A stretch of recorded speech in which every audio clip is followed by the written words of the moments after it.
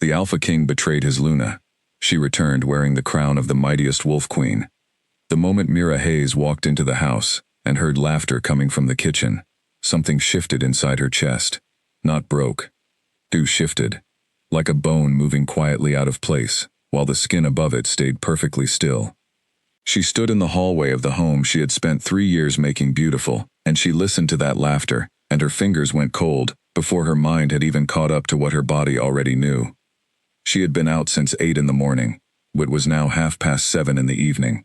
She had attended 2 client presentations, sat through a team lunch she had not enjoyed, run 4 errands, and stopped at the good wine shop on the corner, because she and Cole had agreed to a quiet evening in, and she had wanted something worth opening. The wine was in a paper bag in her left hand. Her right hand was still on the door she had just pushed open.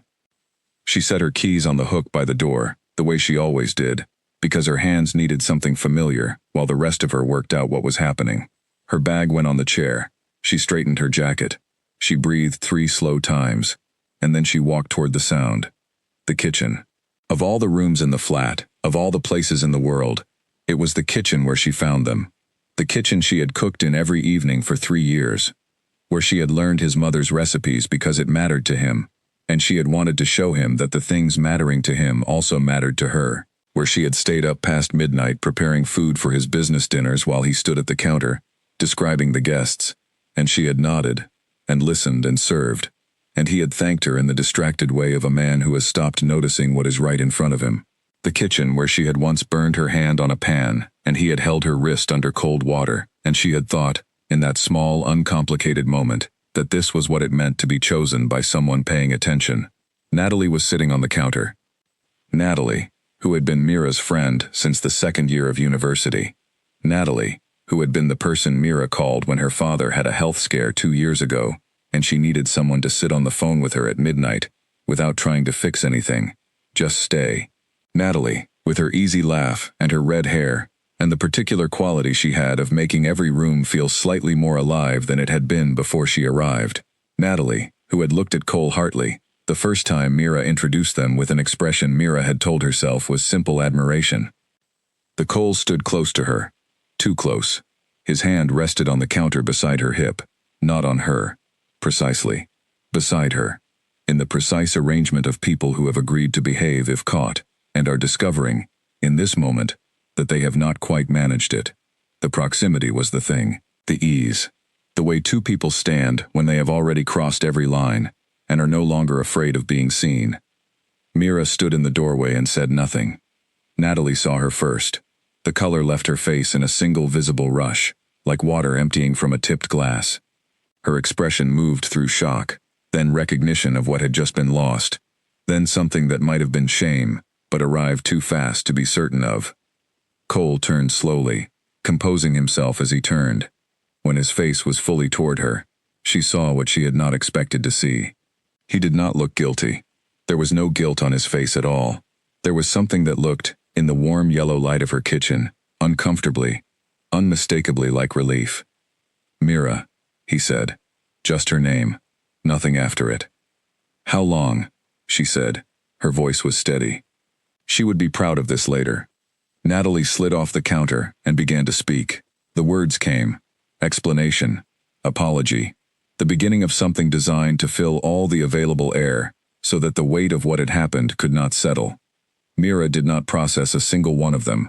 She was looking at Cole, only Cole, because Cole was the one who had made her promises. Cole was the one who, 3 months ago when she had come to him quietly and said she felt something had shifted between them, and she wanted to talk about it, had told her she was overthinking things. You're overthinking things, Mira.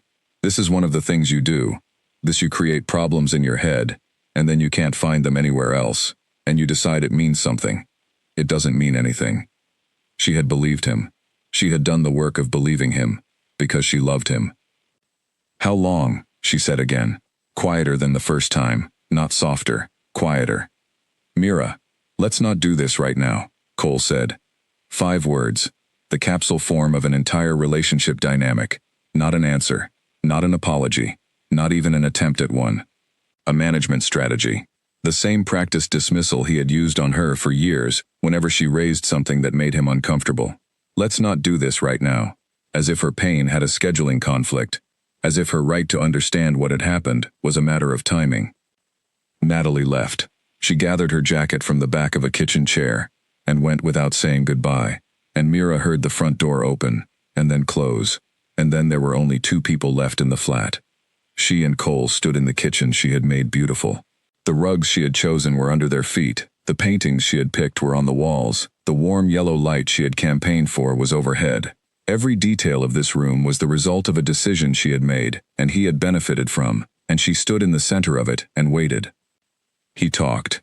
Cole was never at a loss for words. It had been one of the things she had loved about him early on, his facility with language, his ability to explain things clearly. He used it now. He said things had been difficult between them, which was true, but the framing was interesting. He said it the way you say weather arrived, as if difficulty were something that had happened to both of them equally from an external source. He said she had been distant. He said she had been so focused on managing everything around them that she had stopped being present in it. He said Natalie had simply been someone he could talk to, that it had happened gradually, that he had not intended it. She listened to all of this, not with the attention of someone absorbing information, but with the attention of someone watching what the information reveals. Every sentence he offered was a window. The framing, the deflections, the careful passive constructions. Things happened, situations developed, feelings appeared. That removed him from the category of someone who had made choices, and placed him instead in the category of someone things had happened to. And then she heard the part about herself. She had been distant. She had been so focused on the appearance of things. She had been distant. She stood in the kitchen and held this thought up to the light.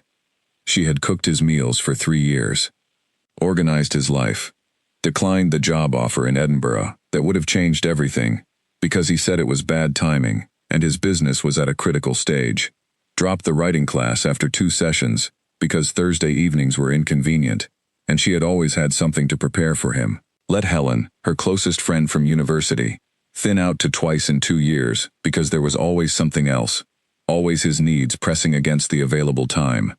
Stayed quiet in rooms where he spoke over her, smiled through dinners where his friends addressed him, and forgot she was there. Done all of it with love, with genuine uncomplicated love, the kind that does not notice the cost until the ledger is opened and all the entries are on one side. And now she was being told that this love, expressed in the total sacrifice of herself, had made her distant. She did not argue. She said very little after her 2 questions. She went to the guest room, closed the door, and sat on the edge of the bed in the dark. She did not cry. She thought. She thought about who she had been at 23 when they met. She had been loud in the best way, not performatively loud, not the person who requires the room's attention and suffers without it, but loud in the sense of being present, fully present, taking up the appropriate portion of any space without apology. She had been funny in a way that was entirely unconscious, the kind of funny that comes from genuine observation and the complete willingness to say the thing everyone is thinking but hasn't articulated. She had been writing fiction in a green cloth notebook she had bought as a reward for finishing her degree, stories that were going to be a novel someday. She had been building toward something. She had not known exactly what, but the direction had been real, and the drive behind it, reliable as her own heartbeat. And she had set all of it down, gradually, incrementally, trade by trade, each individual sacrifice, reasonable in the context of the moment, none of them visible as the pattern they made, until you stepped far enough back to see the whole shape. The city continued outside the window. A bus. Voices from the street, a door closing somewhere below. Life, ongoing and indifferent, not stopping for one person's reckoning with herself. On the 3rd morning, Cole sat across from her at the kitchen table, with his hands folded in the way he had in business meetings, when he was about to make a proposal he considered reasonable. He said they needed to talk about how to move forward. He said what had happened with Natalie was not something he had intended. He said he still cared about her. Cared, not loved. And then he said the thing she would carry with her for years, not because it broke her. She was already past breaking, but because of what it eventually built. He said, "I think the problem is that you've made yourself very small, Mira. You've been so busy holding everything together that you've stopped being interesting." She looked at him across the table. She picked up her coffee and drank from it slowly. She set it down. "Okay," she said. And she got up and went to the bedroom and began to pack. One suitcase, the things that were undeniably hers, her documents, the green notebook, the good leather jacket, photographs of her family, and the small carved wooden bird her grandmother Eleanor had given her when she was 7 years old, the one that had lived on every windowsill of every home she had ever occupied, the one that had always come with her because it was the first thing that had ever been entirely hers, and she had never once been willing to leave it behind. She did not take anything of his by accident. She checked twice. She did not leave anything of hers. She checked 3 times. Cole stood in the doorway and said her name twice. She did not answer him. Not from anger. She had nothing to say that was both honest and kind, and she had decided, in the quiet revolution that had been taking place across 3 sleepless nights in the guest room, that those were now the only words she was willing to speak. She called a car. She went downstairs with her suitcase. The wine in the paper bag she left on the lobby table for whoever found it, because it was good wine, and someone should enjoy it. Frank, the doorman, a gentle man who had always had a kind word for her in the mornings, looked at her suitcase with an expression full of questions he was too decent to ask. She gave him a small, genuine smile and told him it had been a pleasure. The car came. She got in. The city moved past the windows in the gray morning light, and then the city ended, and the motorway opened, and then the countryside appeared, and the sky expanded in the way it does when there is nothing left to compete with it. Mira Hayes sat in the back of the car, 30 years old, 1 suitcase, a green notebook, and a wooden bird, and she felt something she had not felt in longer than she could precisely name. The particular presence of herself, raw and tired, without a plan beyond the next few hours, but present, fully and completely present, in a way she had not been in years. She was going home. Not to him, not to the life she had built around him, to Hillcroft, to her mother's kitchen table, to the version of herself she had left behind, somewhere around the age of 23, in the middle of trying to become someone else's everything. She was going to find her, just barely, at the edges, like a familiar face glimpsed through fogged glass. She could feel that person, still there, banked but alive. She just needed to give it room. She was not someone who fell apart publicly. She had held herself together in the lobby of the building, and in the back of the taxi, and in the first long silent hour of the drive out of the city, and the holding was real, not performance. She was genuinely contained, in the moment, in the way that genuine shock sometimes looks like calm, because it hasn't yet arrived at the part where it becomes feeling. What was beneath the calm, what she could feel moving at the edges, the way you feel a change in air pressure before a storm, was something large and not yet formed. Not grief exactly, something more like the sensation of discovering that the map you have been using is wrong, not wrong at the edges, where maps are always approximate, but wrong at the center, wrong about the thing on which everything else was built.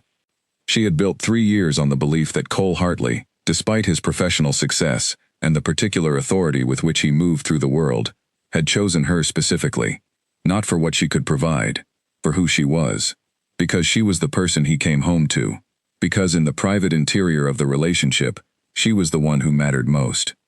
She understood now, in the back of the taxi with the city sliding past the windows, that she had been wrong about this, in a way so fundamental that it required not just the re-examination of the past 3 years, but of her entire understanding of what a relationship was supposed to be.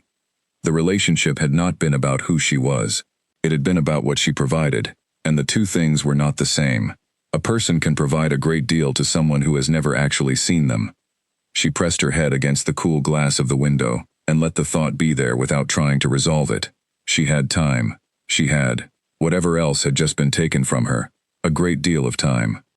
The city ended sharply, not the way cities appear to end from the air, gradually, fading into suburban sprawl and then into open country, but the way they end from the ground, a specific point where buildings became fields, and fields became hills, and the sky expanded in the way it does when there is nothing left competing with it. She had forgotten this about the world beyond cities, how much sky there was, how uncontested it could be.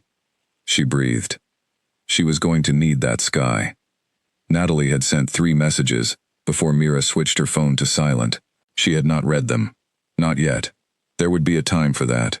for Natalie's explanation and apology, for the complicated architecture of what forgiveness was going to look like, and when it was going to be possible, and whether it was going to be possible at all. That time was not now. Now was for the hills ahead, and the particular quality of the motorway in the morning light, and the knowledge, settling in her slowly, the way real knowledge settles, that the life she had been living was over, and another one was going to have to begin. She had no idea yet what that life was going to look like. This was not comfortable. It was also, in some way she could not yet fully articulate, the most honest thing she had felt in years. Hillcroft looked exactly as it had 20 years ago. This was, in the circumstances, the entire point.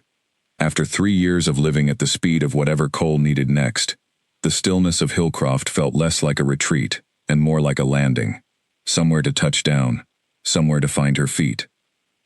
Her mother, Diane, was standing at the front door when the taxi came up the street. Mira had not given a specific arrival time, only said she was coming. Diane had clearly been watching. She was simply there, at the door, at the right moment, the way some mothers are when it matters. Diane Hayes was 58, and had the quality of women who have held difficult things with steady hands for a long time. A steadiness that was not the absence of feeling, but the disciplined management of it. The choice made and remade every day to be the kind of person others can rely on when things are going badly. She opened the door wider and stepped aside and let Mira in without saying anything that was not necessary. Mira crossed the threshold of the house where she had grown up. The hallway smelled of wood polish, and the warmth of a house lived in every day by someone who takes care of it.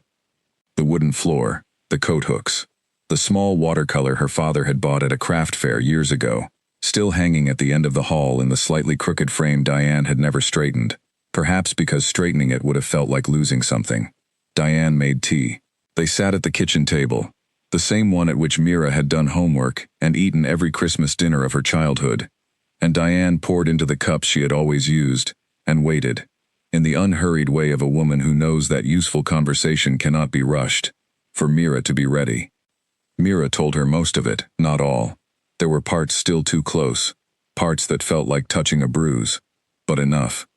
Diane listened, the way good listeners listen, and when Mira finished, she put her hand over Mira's on the table. "You're home now," she said. 3 words. The right 3. Not "it will be fine," or "you'll recover," or "you deserve better." All of which were true, and none of which were what was needed. Just, "You're home now." A fact. A landing place. Permission to stop managing how she appeared. The first week was the hardest Mira had experienced in her adult life. She had expected the worst to have already happened. In the kitchen.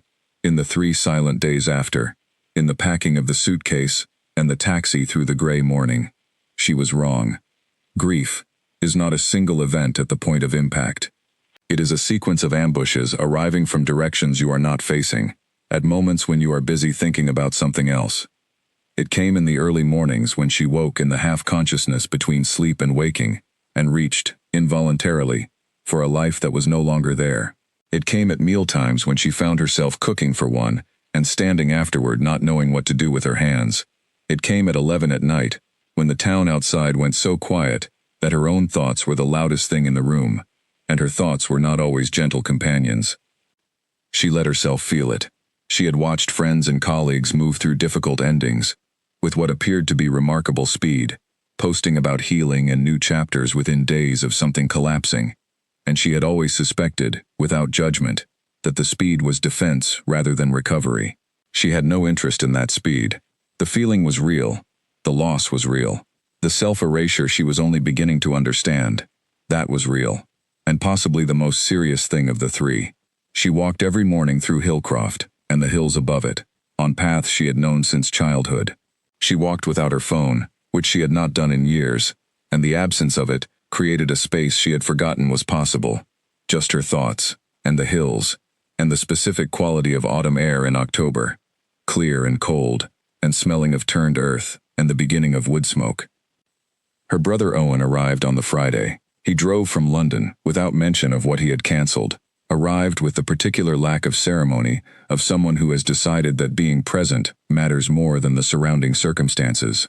He made himself at home in his old room, ate dinner with them, and on Saturday morning, took Mira on the long walk to the ridge above the valley, the one they had done a dozen times growing up, always in summer, the one that had always felt like it belonged specifically to them. They walked in near silence for the first hour. In the second hour, she told him about Eleanor's question. Who had she been before she loved him?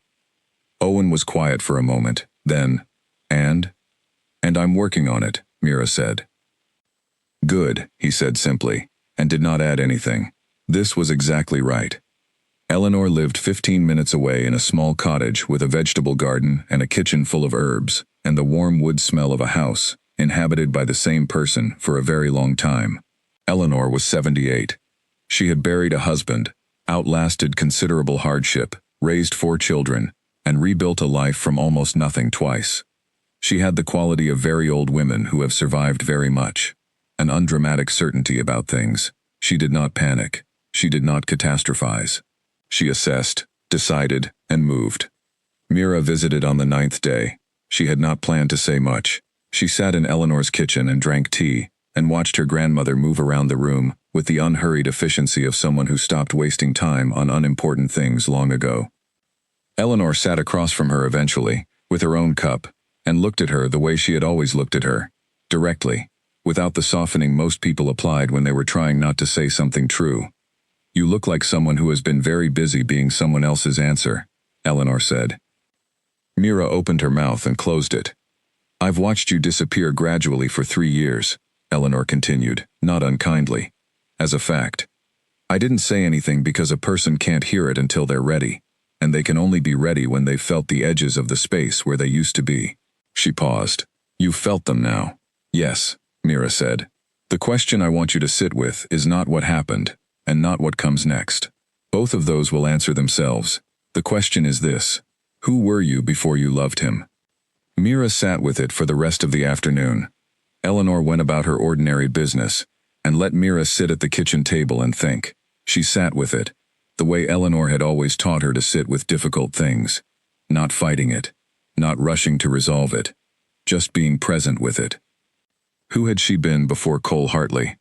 She had been the girl who wrote stories in green notebooks and genuinely believed they would be books, who argued with professors from a place of consuming curiosity rather than competitive ego, who had taken a train alone across 3 countries at 21 with 60 pounds and the most exhilarating fear she had ever felt, and had come back 3 weeks later with the deep, private knowledge that she could handle things. She had been funny, not the socially calibrated funny she had become around Cole's friends, where she monitored herself constantly, but genuinely, freely funny, in the way that comes from not being afraid of what anyone thinks.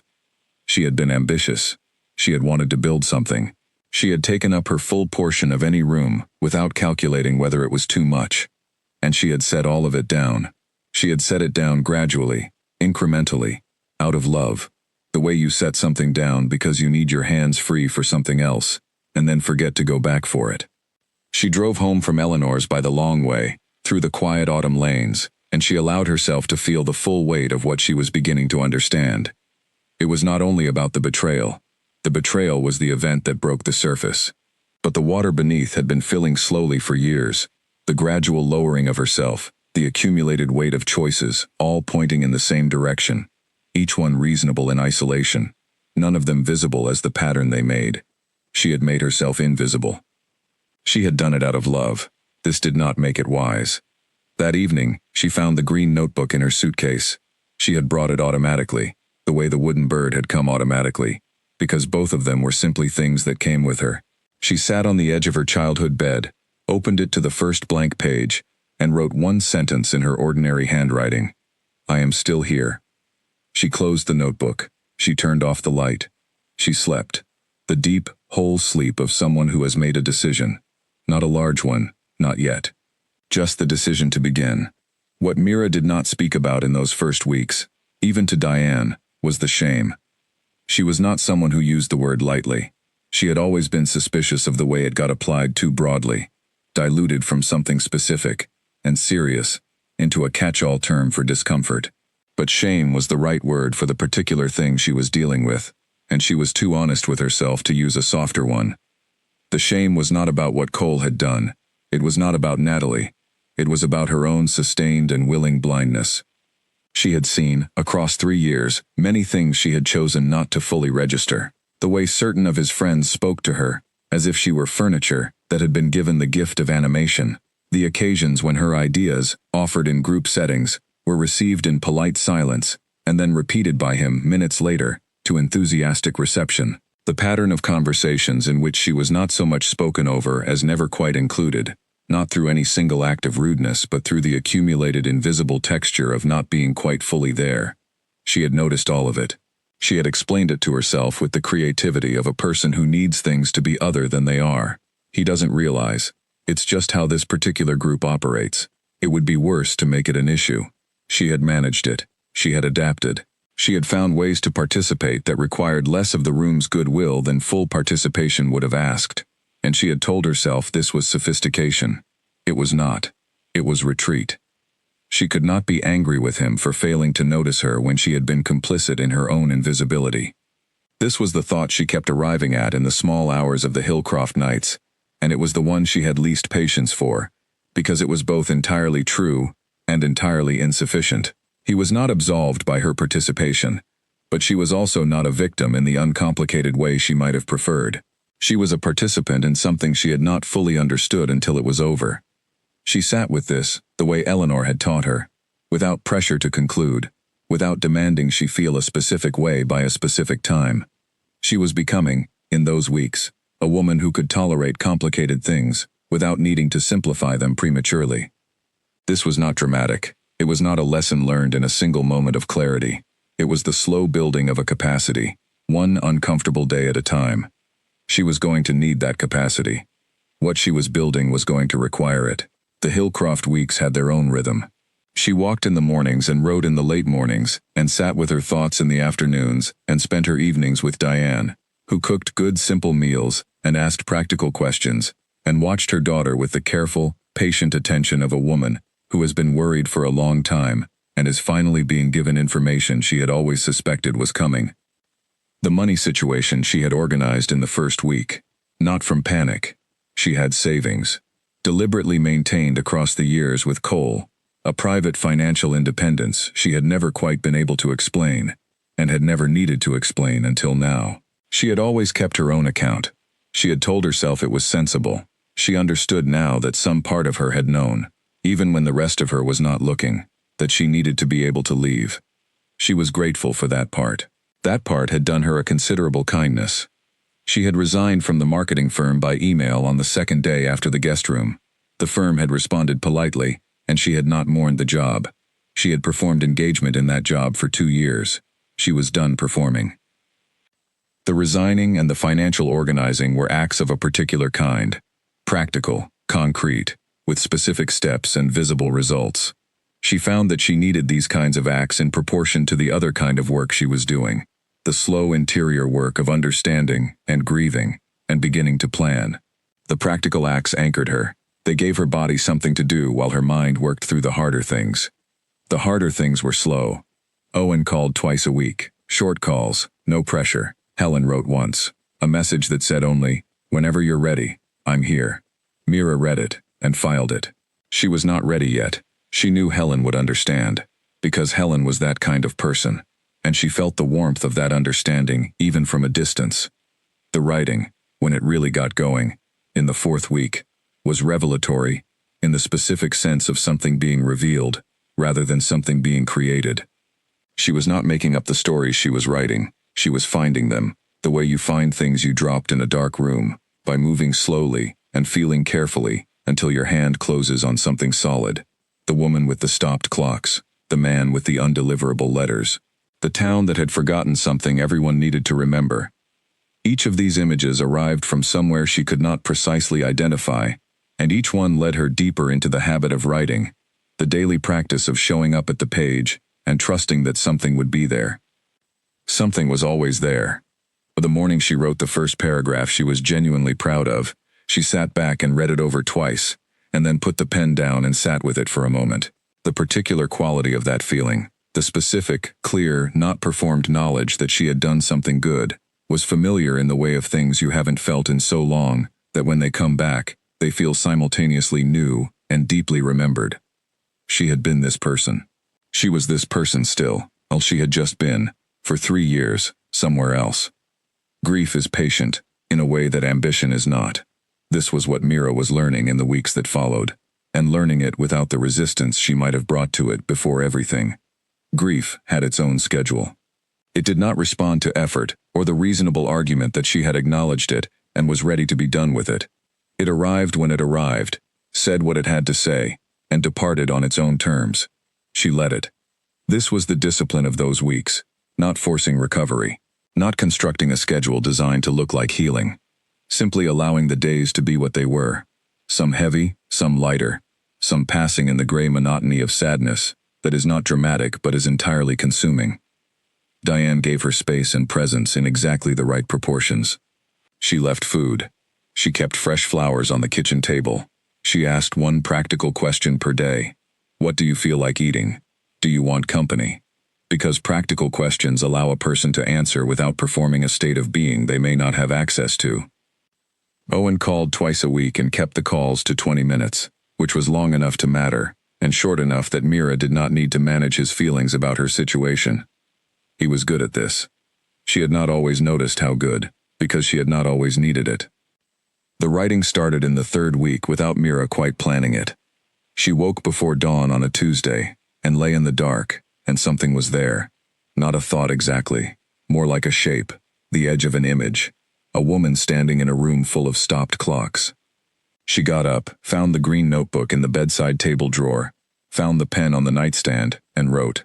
She wrote for 40 minutes. It was not good writing, stiff in the way of muscles, unused too long, self-conscious in the way of someone performing rather than discovering.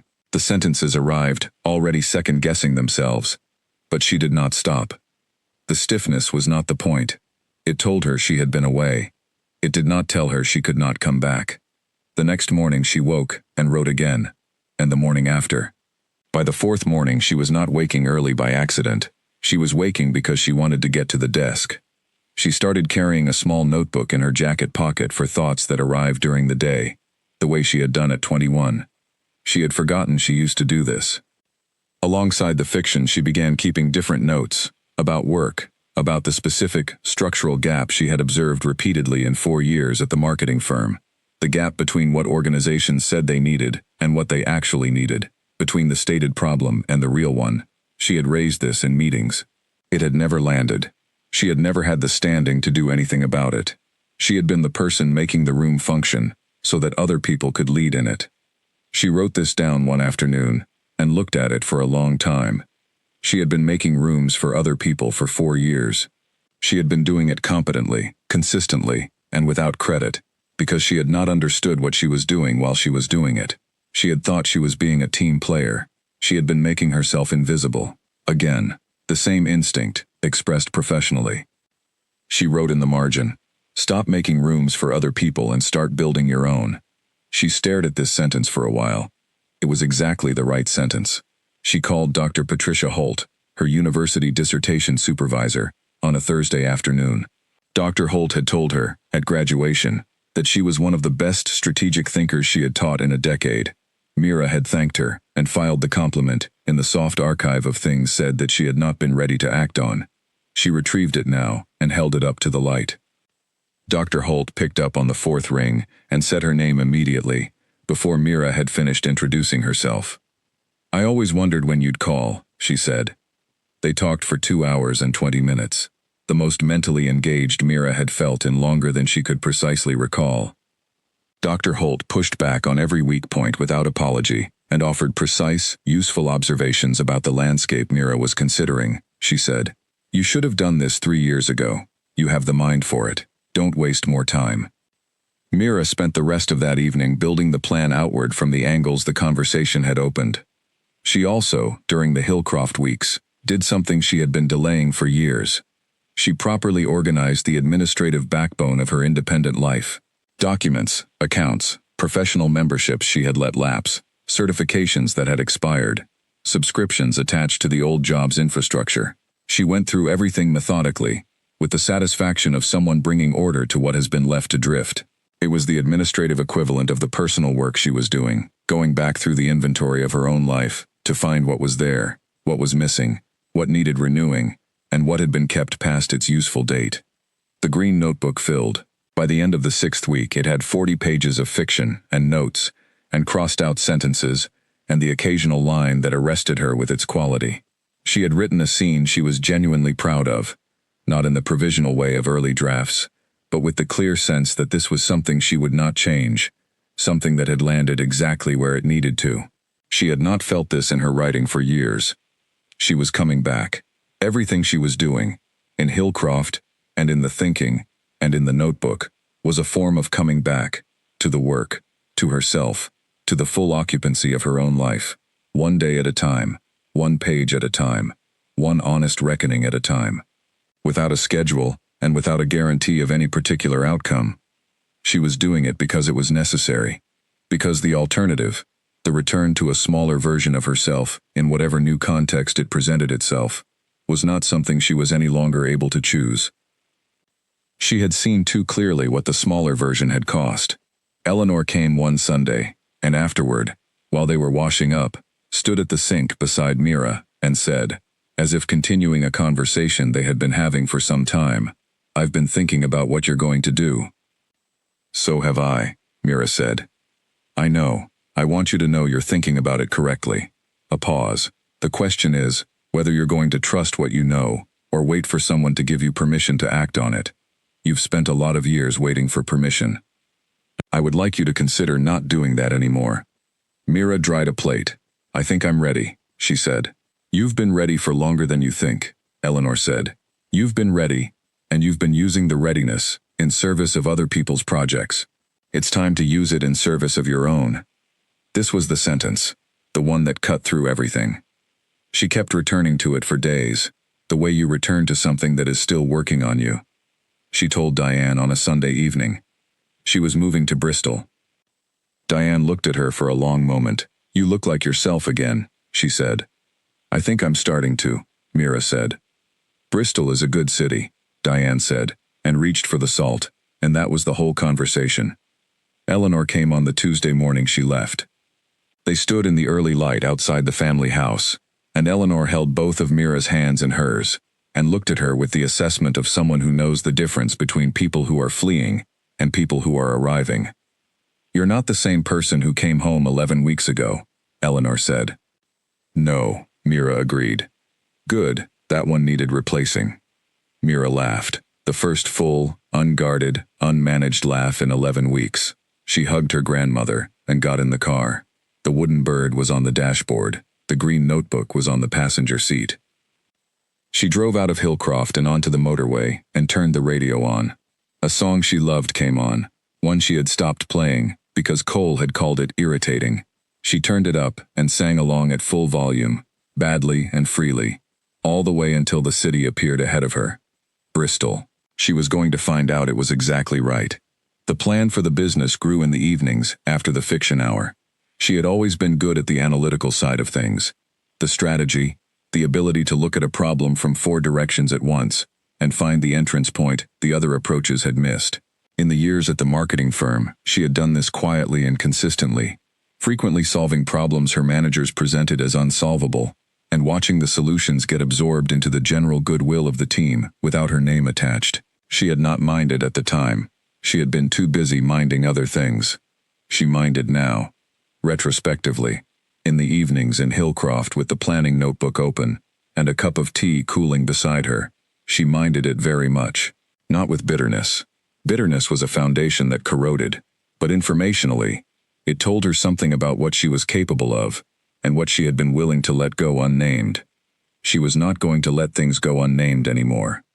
The methodology she was building was specific, not a general approach but a precise one, tailored to the exact problem she had identified, the gap between what organizations believed themselves to be and what they actually were in the experience of the people they worked with and worked for.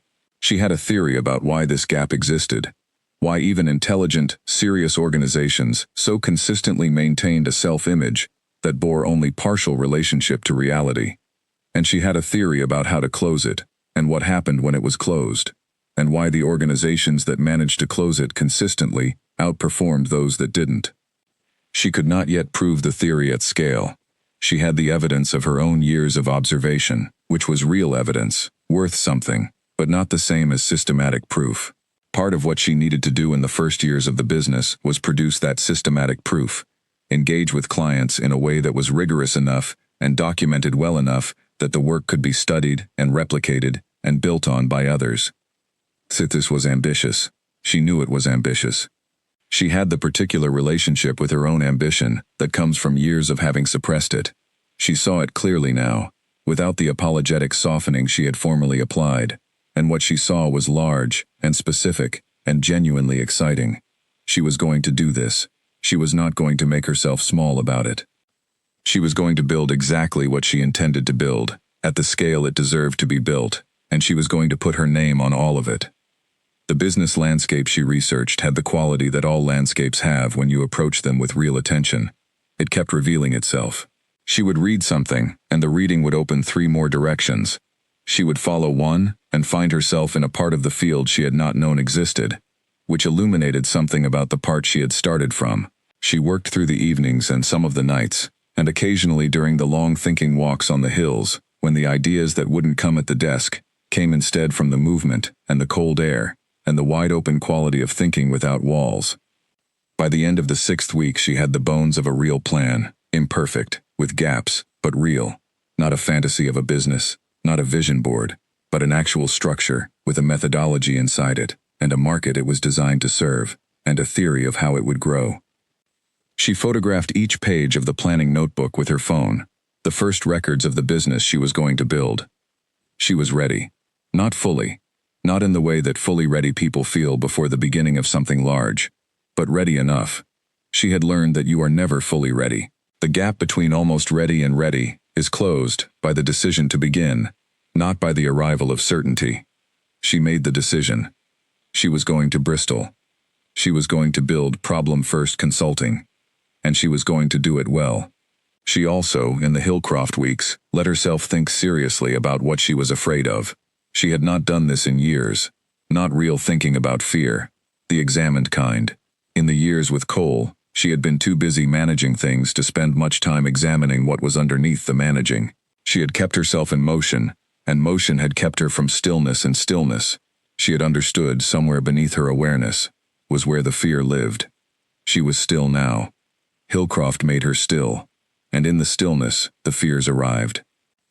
She was afraid of starting again. Not of failure exactly. She had had enough experience of recovering from setbacks to understand that failure was not the end of anything. She was afraid of starting again, and finding that she had been wrong about herself.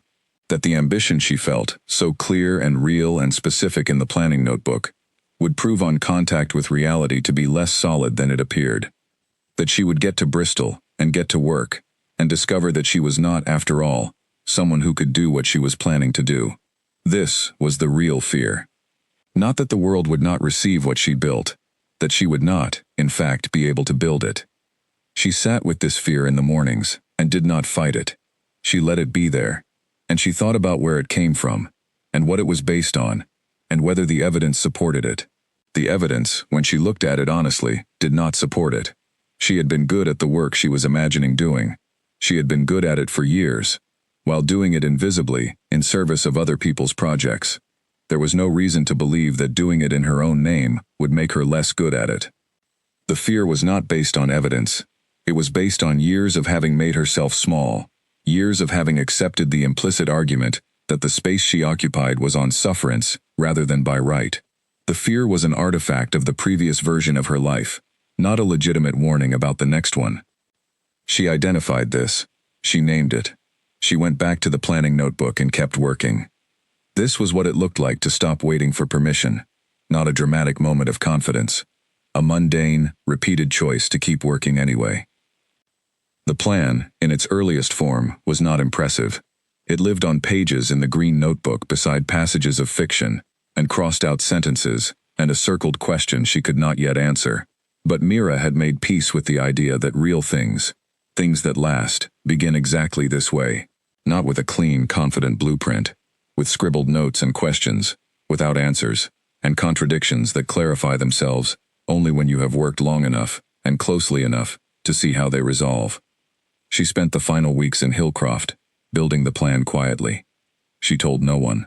She had learned something about herself in the years with Cole, that she tended to speak her intentions before properly testing them, and that once spoken, they became subject to other people's responses, which sometimes strengthened them and sometimes quietly deflated them before they had the chance to become solid. She needed this idea to be solid before exposing it. She needed it to be hers first. The field she was looking at was communications consulting, specifically the gap she had seen repeatedly from the inside of the marketing firm. Organizations paid large sums to agencies that gave them beautiful work addressing the wrong problem, because no one had taken the time to properly understand what the actual problem was. She had watched this happen in project after project. She had raised it in meetings with varying degrees of traction. She had never had the standing to do anything about it, because she was not the person with authority. She was the person who made it possible for the room to function so that other people could lead in it. She was not going to be that person anymore. She researched using her old university database login, which still worked, pulling reports and case studies and industry analyses with the focused attention she had once brought to academic work and had lost in the busyness of her previous life. She built the methodology from first principles, the way you build anything that has to work, starting with the actual problem, testing against real cases, finding the gaps, filling them, testing again.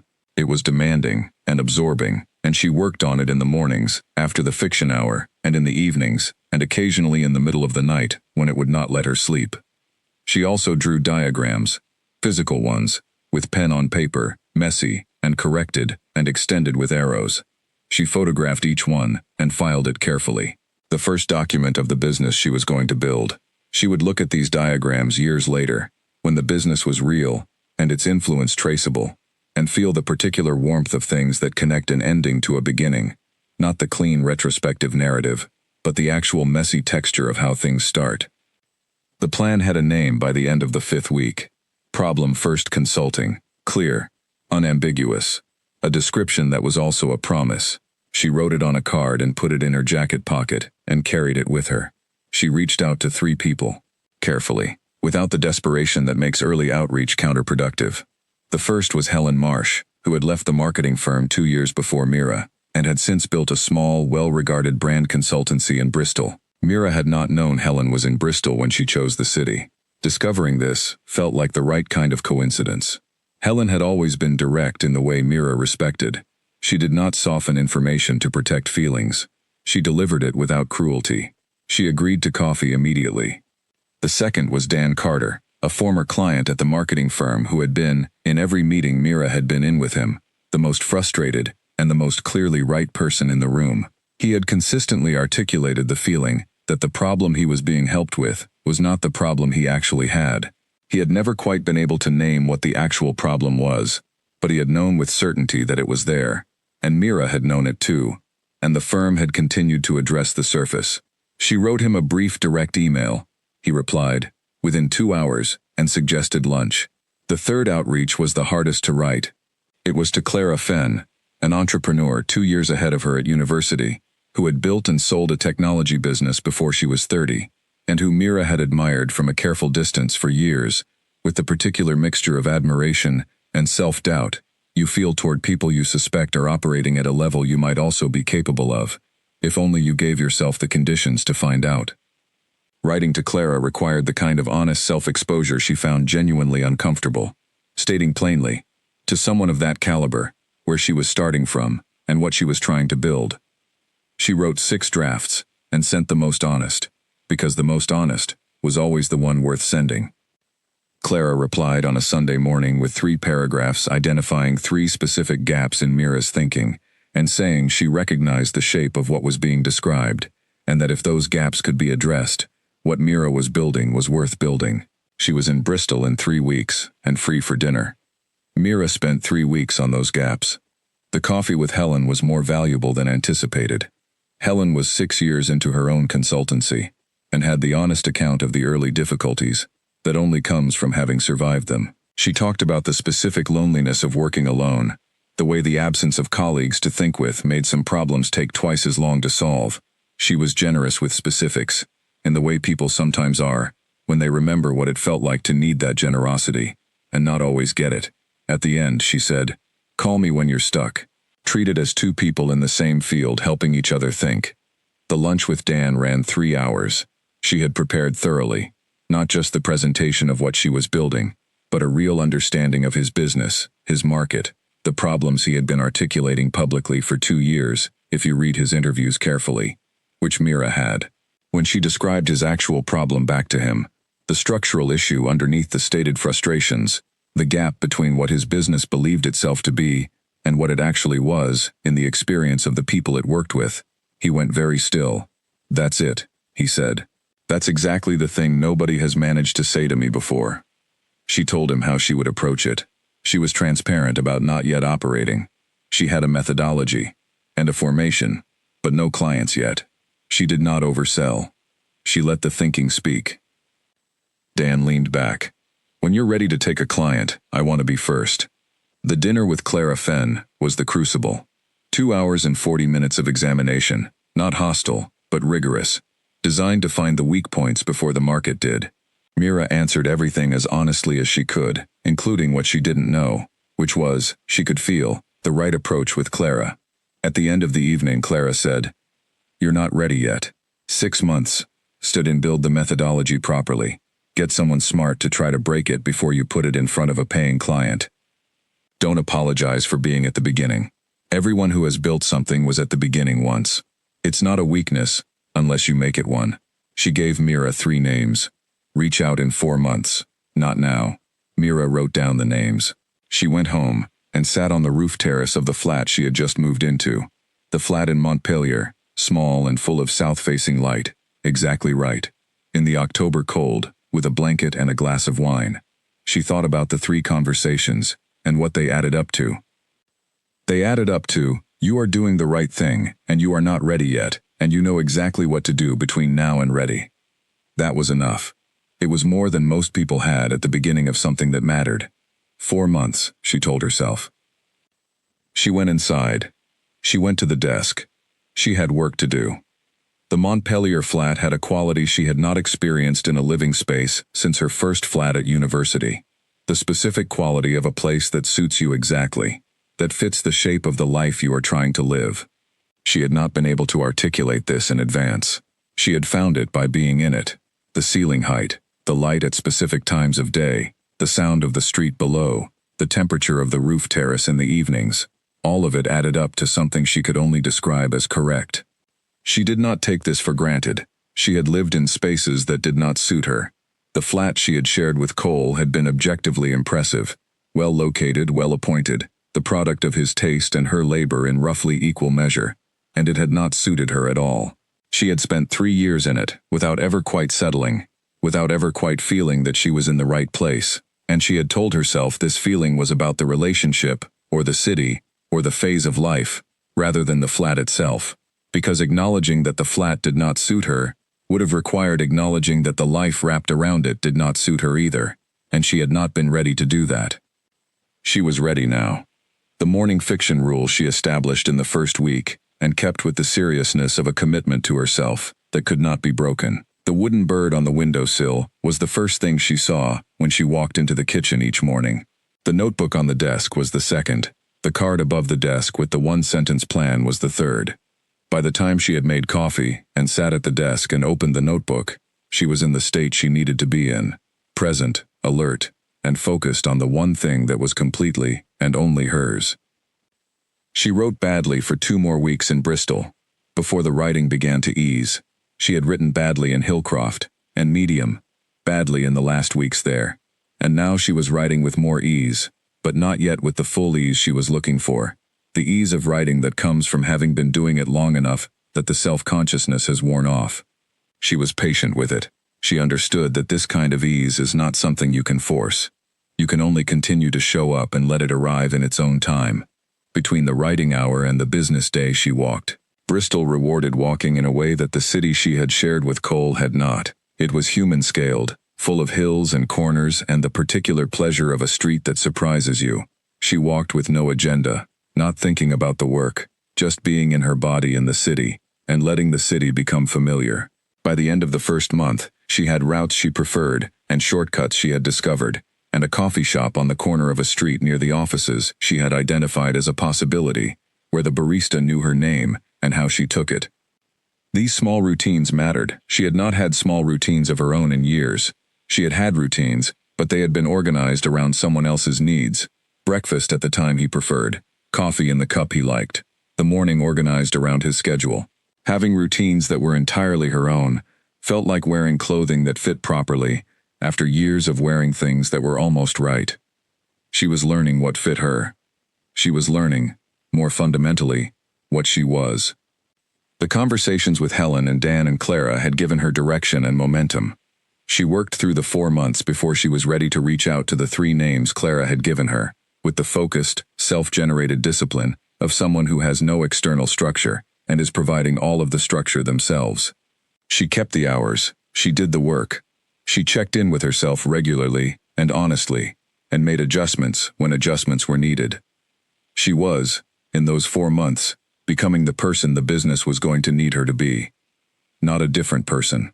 The same person, more fully expressed, more fully herself, more willing to take up the space she was entitled to take up, and less willing to organize her space around someone else's comfort. This was the real work of those months, not the methodology, not the client pipeline, not the finances. The internal work of becoming someone who would not undo the external work by making herself small inside it. She was doing it, one morning at a time, one page at a time, one honest look in the mirror at a time. The flat in Montpelier had, in the early months, a quality of suspension that Mira found both necessary and strange. She had left one life and had not yet built another. She was between things. This was uncomfortable in specific ways and liberating in others, and she was learning to hold both of those truths at once, rather than resolving the discomfort by rushing toward the liberation. She had been, before Cole, someone at ease with open spaces, open time, open plans, the productive uncertainty of not yet knowing where things were going. She had been someone who trusted the process of discovery, who found ambiguity more exciting than frightening. 3 years of managing a life organized around someone else's certainties had eroded that ease. She had gotten good at the certainties and lost the comfort of the open space. She was getting it back.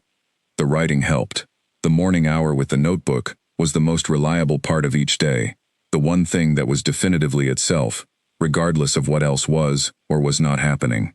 She could not control whether the methodology was developing at the right pace, or whether the market was going to receive what she was building, or whether she had made the right choice, in any of the 100 small choices the first months of a new professional life required. She could control showing up at the desk at 6 and opening the notebook and putting the pen on the page. This was a form of self-trust that she was rebuilding from the ground up, not the abstract kind, the kind you assert in inspirational terms, the specific, daily kind that comes from making yourself a promise and keeping it. Showing up at the desk was the promise. Keeping it, day after day, regardless of what the day required. This was how she was rebuilding her relationship with herself. She had not been able to keep promises to herself for years. She had kept them to other people. The promises to herself, the writing class, the job in Edinburgh, the friendships she had let thin. She had broken reliably, always for good reasons, always in service of something she had told herself was more important. She was done with that calculus. She was done letting the things that mattered most to her be the things most easily sacrificed. The morning fiction hour was not negotiable. Everything else arranged itself around it. This was perhaps the single most important decision she made in those first months in Bristol. Not the client strategy, not the methodology, not the networking. The decision that the 1 hour that was completely and only hers was not negotiable. The rest could flex. This could not. She built everything else on that foundation, and the foundation held. The flat in Montpelier was on the top floor of a converted terrace house, small enough to feel manageable, and full of south-facing light that made ordinary things look considered. There was a roof terrace, barely large enough for 2 chairs, exposed to the weather, and she went out there every evening, with a cup of something hot, and looked at the city below. It was outside, and it was hers. And those were the only qualifications it needed. She moved in on a Thursday. By Friday evening, the furniture was in place, most of it second-hand, chosen for its own qualities, rather than in relation to anything else. The experience of furnishing a space entirely her own, with no consultation required, and no need to factor in anyone else's preferences, was something she had not had since her first flat at university. She had not then understood to appreciate it the way she appreciated it now. The wooden bird went on the kitchen windowsill. The green notebook went on the desk she had bought at a Saturday market for £45 and repainted white. Above the desk she pinned the card on which she had written the one-sentence plan. Build something that solves the problem you know better than anyone. She stood in the small, bright flat and looked at it. Then she sat at the desk and got to work. The morning fiction rule was established in the first week. 6 to 7 every morning, the notebook open, before checking any messages or thinking about any client. She kept this rule even when it felt indulgent, especially when it felt indulgent, because the morning fiction was what kept her connected to the version of herself she was rebuilding, rather than merely the version she was building for the market. One was the foundation of the other. She could not have the second without the first. After 7, the business work began, the methodology growing more specific and more testable as she applied it to cases she had observed in her years at the firm, working them through now from the outside, thinking through what she would have done differently if she had been leading rather than supporting. She enrolled in a professional development course to give the work structure and timeline, not because the content was beyond her. Her university training meant she was ahead of the curriculum in most areas, but because the discipline of showing up daily to her own education was something she needed to practice. She had been, for too long, deeply disciplined about showing up for other people's needs. She needed to practice showing up for her own. She contacted Dr. Holt twice more with specific questions. She sent the methodology to Owen, who spent a weekend with it, and came back with observations so precise that 2 of them went directly into the final version. He was gratifyingly free of any tendency to soften criticism for familial reasons, which she had always appreciated about him even when it was inconvenient. 4 months after the dinner with Clara, she reached out to the 3 names. She did it without overclaiming, without underselling, without apologizing for being at the beginning. She was at the beginning of something real. The beginning was not a weakness. 2 of the 3 agreed to conversations. One of those conversations became an engagement. The other produced, 6 weeks later, an introduction that produced a different engagement. Dan Carter, who had already committed to being first, signed the contract in the week after Problem First Consulting was formally registered. She sat at her kitchen table and looked at her business name at the top of a legal document and waited for the fraudulent feeling to arrive. It did not. What came instead was something brisk and clear-headed. Right. Now let's get to work. The work with Dan's business was everything she had believed it would be, and more demanding than she had planned. She spent the first 3 weeks of the engagement in a listening phase. Not the performative kind, not asking prepared questions and receiving anticipated answers, but real listening that required genuine suspension of preformed conclusions. She spoke to everyone in his organization, his executive team, his salespeople, his administrative staff, 3 current clients, 2 former clients who had left. She listened for what was said and for what was not said, for the places where different people's accounts of the same situation diverged, for the assumptions so embedded they were no longer visible as assumptions.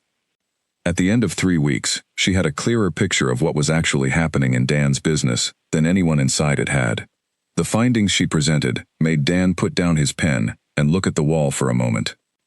"I've had consultants in here before," he said. "Good ones.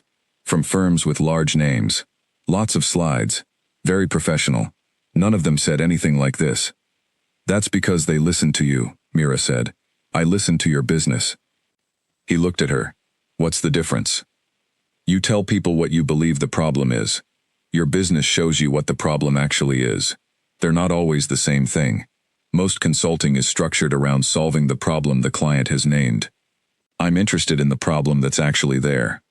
The 12 weeks produced measurable results, and a Dan Carter who expressed his gratitude in the currency of people who have been genuinely helped, specific introductions to specific people, with his genuine belief behind each one. 2 of those 3 became new clients.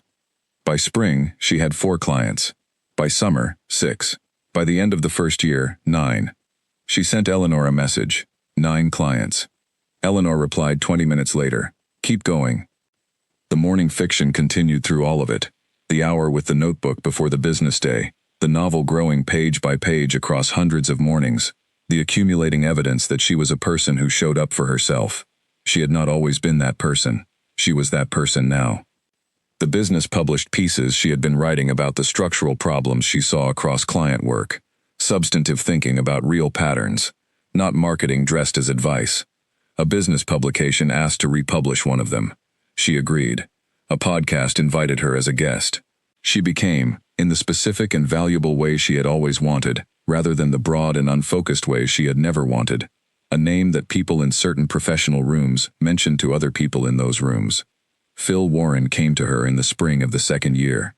She had been watching for the right person for several months. He arrived through Helen's network with the combination she needed: rigorous thinking, genuine curiosity about client problems, and the specific kind of ego that does not require constant recognition, confident enough to do good work without needing it attributed.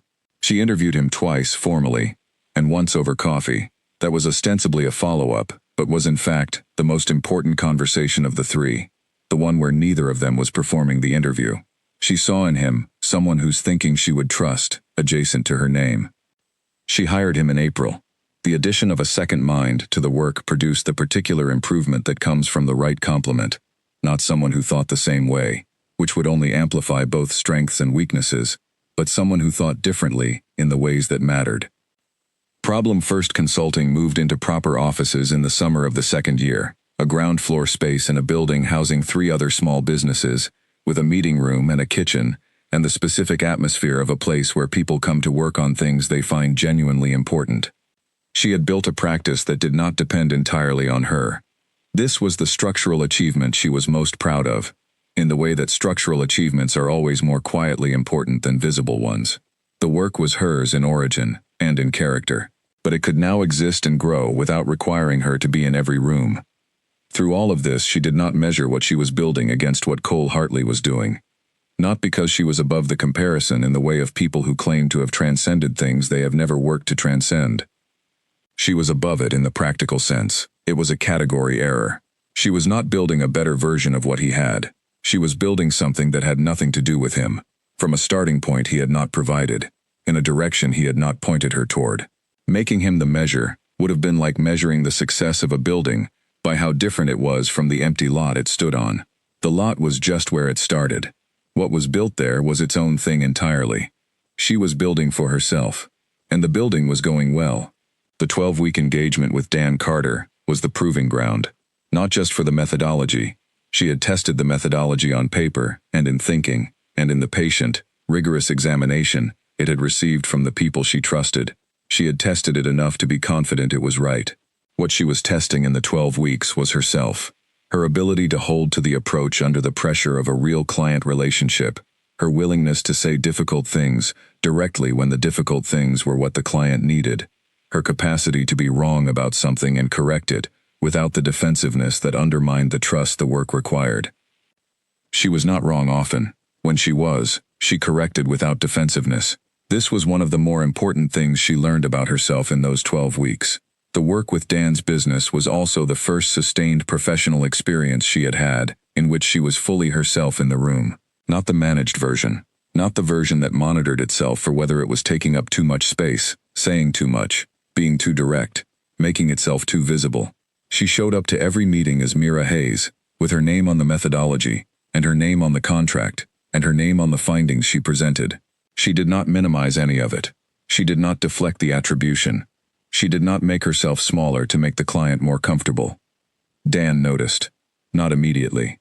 It took a few weeks for him to articulate what was different about working with her compared to working with other consultants.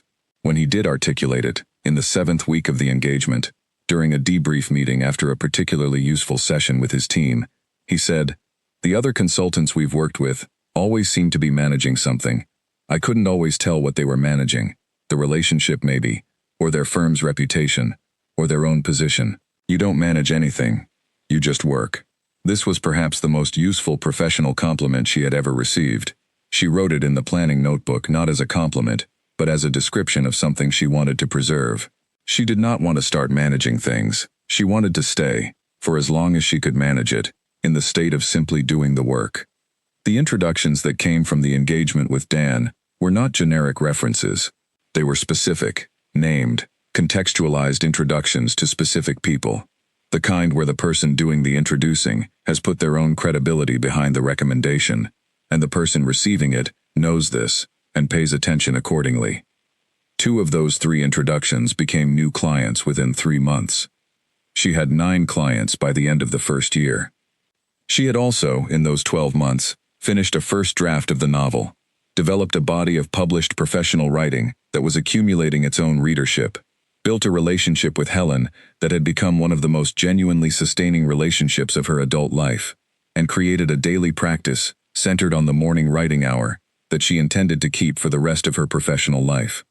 She was, in the ordinary daily texture of her existence, happy, not the maintained, performed happiness of the years with Cole, the kind that required constant upkeep and fell apart the moment no one was there to see it, the quieter, more durable kind, the kind that exists in the actual substance of daily life, in the work that challenged her, and the writing that fed her, and the people she had chosen, and the morning cup of coffee before the notebook opened, and the wooden bird on the windowsill catching the first light of the day. She had found, in the process of losing everything she had organized her life around, the actual materials she needed to build something lasting. She was using those materials as well as she knew how. It was enough. It was better than enough. The business, in its first year, taught her things about herself that no amount of prior professional experience had taught her, because those prior experiences had always been framed by institutions and relationships, and the invisible but omnipresent structure of other people's expectations. Problem First Consulting had no such frame. There was only her, and the work, and the clients, and the question of whether what she was offering was genuinely useful. It was genuinely useful. She could measure this.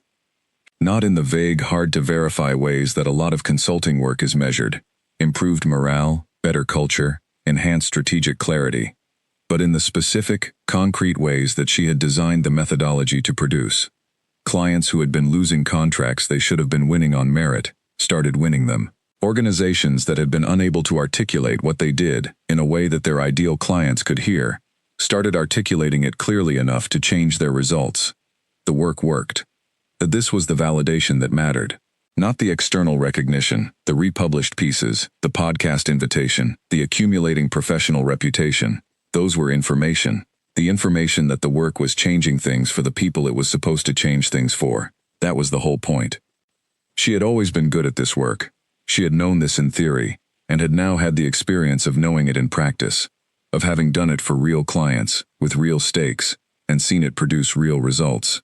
There is a difference between knowing you are good at something and having the direct, embodied evidence of having done it well.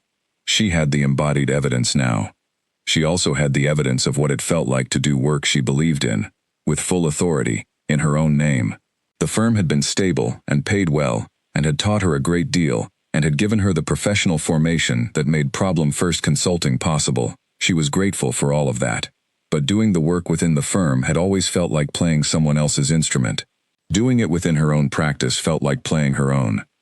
The difference was audible. She could hear it in every client meeting, in the way she moved through problems, in the specific quality of her own thinking when it was given the space and the permission and the authority to be fully what it actually was. She was not going to go back to the other way. She was not going to go back to anything she had been. She was going forward, entirely, in the direction of herself. The thing about quiet momentum is that you do not feel it until it is already well underway. Mira had been building Problem First for 10 months, when she updated the client list one Thursday morning and counted 9 active engagements, all of them paying real money for real work. All of them, people who had extended their initial engagement, or come back for additional work, or sent someone else her way. She acknowledged it briefly, and returned to the work that had produced it. The autumn of the first year was the most productive period of her professional life to date. She had a waiting list for the first time. She had also, over the past 2 months, been doing something she had not planned, but that emerged naturally from the work, writing about what she was seeing. Not promotional content dressed as advice, but genuine, substantive pieces about the structural patterns she observed across client work, the places where the same misalignment appeared in different industries, the specific conditions that produced the gap between organizational self-image and organizational reality. She published these on a modest website and shared them without particular expectation. They found their readers in the way that genuinely useful things spread, passed from one person to another not by algorithm, but by recommendation, one person reading something and thinking of someone who needed it. A business publication asked to republish one, she agreed. A podcast invited her as a guest, she agreed. She began to be known in the way she had always wanted to be known, not broadly, not through the manufactured visibility of volume posting, but specifically, in the rooms where the people who needed what she was building were paying attention. Dr. Patricia Holt sent an email after reading one of the pieces. It was short and said what it needed to say. I knew. That first year. Well done. Mira. Mira read it twice and filed it in a folder labeled, Remember This. The folder also contained the note Eleanor had sent when Mira moved to Bristol, the email Dan Carter had written after their first engagement, a handful of other things she had collected over the past year. She was not sentimental by nature, but she had understood something about the necessity of anchoring points. There were difficult days, slower weeks, complicated clients, the specific loneliness of working alone in a field where she had not yet built her full professional community. On those days, the folder was not comfort exactly. It was evidence. A reminder that the difficult day was one day in a sequence of days that was, overall, going in the right direction. The novel was finished in November. She wrote the final chapter in 3 mornings, and the last page on a Friday, when the flat was very quiet, and the light outside had that particular pale November quality that made everything look deliberate. She sat for a long time afterward, not reading it back. She would do that later, when she had enough distance, just sitting with the fact of it. A whole thing, complete, existing, where it had not existed before. She had made it, alone, 1 hour at a time, across a year, in which she had also built a business, and rebuilt herself. She sent it to 3 people she trusted. Owen read it over a weekend and rang the day after he finished. Mira, he said, and then was quiet for a moment. This is not me being your brother. This is me telling you that this is a book that needed to exist. You're being my brother, she said. I know. I'm also right. The business publication that had republished her writing introduced her to a literary agent at a Christmas event in Bristol, not by design, but in the way that things sometimes connect when you are in motion, when you have stopped waiting for things to arrive and begun simply moving and letting what needs to find you on the road. The agent was interested. They had coffee in January. She sent the manuscript in February. Through all of it, there were people. Mira was discovering, in this year of building, that the previous version of herself had not been very good at people, not from lack of capacity, but because she had spent 3 years directing nearly all of that capacity toward one person, which left very little for anyone else. She was better at it now. Helen for dinner once a week, talking about everything with the ease of 2 people who find each other's company genuinely useful. A group of 5 or 6 who met Thursday evenings in a bar in Montpellier, where the music was low enough to allow a real conversation. People she had chosen gradually, and who had chosen her in return. She was also, for the first time in a long time, thinking about what it might mean to be with someone again, not actively looking.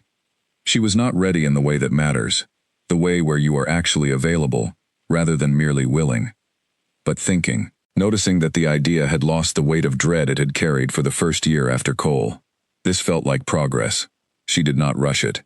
Dan Carter mentioned, during a check-in meeting in the 2nd year, that he had heard something about difficulties at a business connected to someone called Hartley. The name stopped her for a fraction of a second. Is it relevant to our work? She asked. Not really, Dan said. The name just rang a bell somehow. I'll keep it in mind, she said, and moved the conversation back to the work. She did not look up the details that evening. She had no curiosity about what was happening in that corner of the world. It was not her concern. She had built what she was building because it was hers to build, not because of him, not in opposition to him, not to prove something to an audience that included him. Making him the audience, even in absence, was a form of still being in relationship with him. She was not in relationship with him. She was in relationship with her work, with the people around her, with the version of herself she had found her way back to. She parked outside the flat one evening after a client meeting and went inside, and the wooden bird was on the windowsill, and the notebook was on the desk, and Helen was coming for dinner in an hour, and everything was exactly in its right place. This was the life she had built. It was enough. It was more than enough. It was everything. The second year continued. The practice grew. Phil Warren's role expanded and became genuinely co-equal in the ways that mattered. The pieces she published accumulated into a body of thought that was beginning to have its own coherence, its own character, recognizable from piece to piece, in the way that a person's thinking is recognizable when they have been doing it long enough and seriously enough to develop a genuine point of view. She was, in the internal accounting she did not share with anyone, but that she did carefully and honestly, proud. Not the deflecting false modesty that had become her habit in the years with Cole, the automatic diminishment of her own achievement in rooms where he was the one achieving. Just proud of the way it had been done, of the person who had done it. She was becoming, quietly and without fanfare and without anyone telling her she could, someone other people wanted to be in the room with. She was beginning to understand, formidable. And she was only just getting started. The summit talk she prepared with 6 weeks of focused work that was different in character from any other professional preparation she had done. It was different because she was not preparing to represent something, a firm, a client, a methodology that belonged to someone else. She was preparing to be herself, publicly and thoroughly, in front of the largest professional audience she had ever faced. This produced a different kind of preparation. She was not thinking about how the talk would land, but about whether the talk was true. She was not thinking about how she would appear, but about whether what she was saying was what she actually believed. These were simpler criteria and harder ones. She wrote the talk 3 times before she had something she was satisfied with. The first version was too technical. She had hidden behind the methodology, presenting it as a framework with a capital letter, rather than as a way of thinking that emerged from a real engagement with real problems. The second version was too personal in ways she had not intended. She had let the interior work of the past 3 years bleed into the professional argument in a way that was not useful to the audience, and not something she was prepared to make public yet. The third version found the balance, specific and grounded in the work, honest about the complexity, without being confessional about the cost. She read this version aloud in the flat. She made adjustments to the rhythm. She gave it to Helen, who came over on a Tuesday evening and sat on the sofa with a cup of tea and a pen, and listened with the complete, focused attention of a person who takes the work seriously and takes the friendship seriously and does not confuse the two. Helen's notes were minimal and precise. She had 4 questions. 3 of them revealed places where the argument had a gap. 1 of them revealed a place where she had been clearer in the draft than she had given herself credit for. Mira addressed all 4. The final version of the talk was 45 minutes long and covered the problem she had been working on for 3 years, in the most complete and precise articulation she had yet managed. She was proud of it, in the specific way she had learned to be proud of things, not the deflecting false modesty, and not the unearned boastfulness, but the clear-eyed acknowledgement that she had done something well, and that acknowledging this was honest rather than arrogant. She was not nervous on the morning of the summit. She had thought she might be. She had a history of pre-event anxiety that had sometimes been useful and sometimes not, and she had expected it to arrive for an event of this scale. It did not. What arrived instead was the specific quality of alertness she recognized as her best professional state, everything that was not relevant having receded, what remained being clear. She put on her good jacket. She walked to the hotel. Helen was already in the audience when Mira arrived at the green room, which she knew because Helen had sent a single message: "I'm here." This was exactly the right message. It communicated everything that needed to be communicated without requiring a response. Mira did not respond. She went to the green room and found her corner and opened her notes and read through them one final time and then put the notebook away. The room, when she walked into it, was full of 300 people who had come to hear something worth their time. She could see this from the front, the quality of attention in the room before she had said anything, the particular alertness of an audience that has decided in advance to be present. She had something worth their time. She gave it to them. The 45 minutes were the most fully herself she had ever been in a professional context. Every word was genuinely what she meant. The room was with her in the way that rooms are only with speakers who are saying something true. And when she finished and the applause came, she felt, alongside the natural relief of a thing completed, something else, the clear, simple, entirely earned satisfaction of work done to the standard it deserved. She had shown up for herself. Completely. In that room. In that time. It was enough. It was, in the quiet accounting she did later, everything. The Grand Meridian Summit was, in the retrospective accounting Mira did some months later, the moment the professional world caught up with what she had already built. Not the moment the professional world made her what she was. She had been what she was since the early months in Bristol, in all the ways that mattered. But the moment it became visible to people outside her immediate circle. The moment the work became known. This visibility was different from the visibility she had had in her previous professional life. In the marketing firm she had been visible as a function. The person who managed this, who coordinated that, who kept things running. The function was valuable, but interchangeable. Someone else could have done it. It was not specific to her. The visibility from the summit was specific to her. It was recognition of her thinking, her methodology, her way of approaching a particular problem that had not been approached in exactly that way before. This was a different category of being seen, and she accepted it without deflection and without the performed modesty she had once used to make herself seem safer to the people around her. She was not going to perform modesty anymore. She had built what she had built. It was real. She was going to hold it plainly, as what it was. Helen, the evening of the summit, over dinner at the hotel restaurant, said something Mira wrote in the Remember This folder the next morning. Helen said, "You've been building this for 2.5 years, and you've been good at it for 2.5 years, and tonight was the night the field caught up. That's all it was.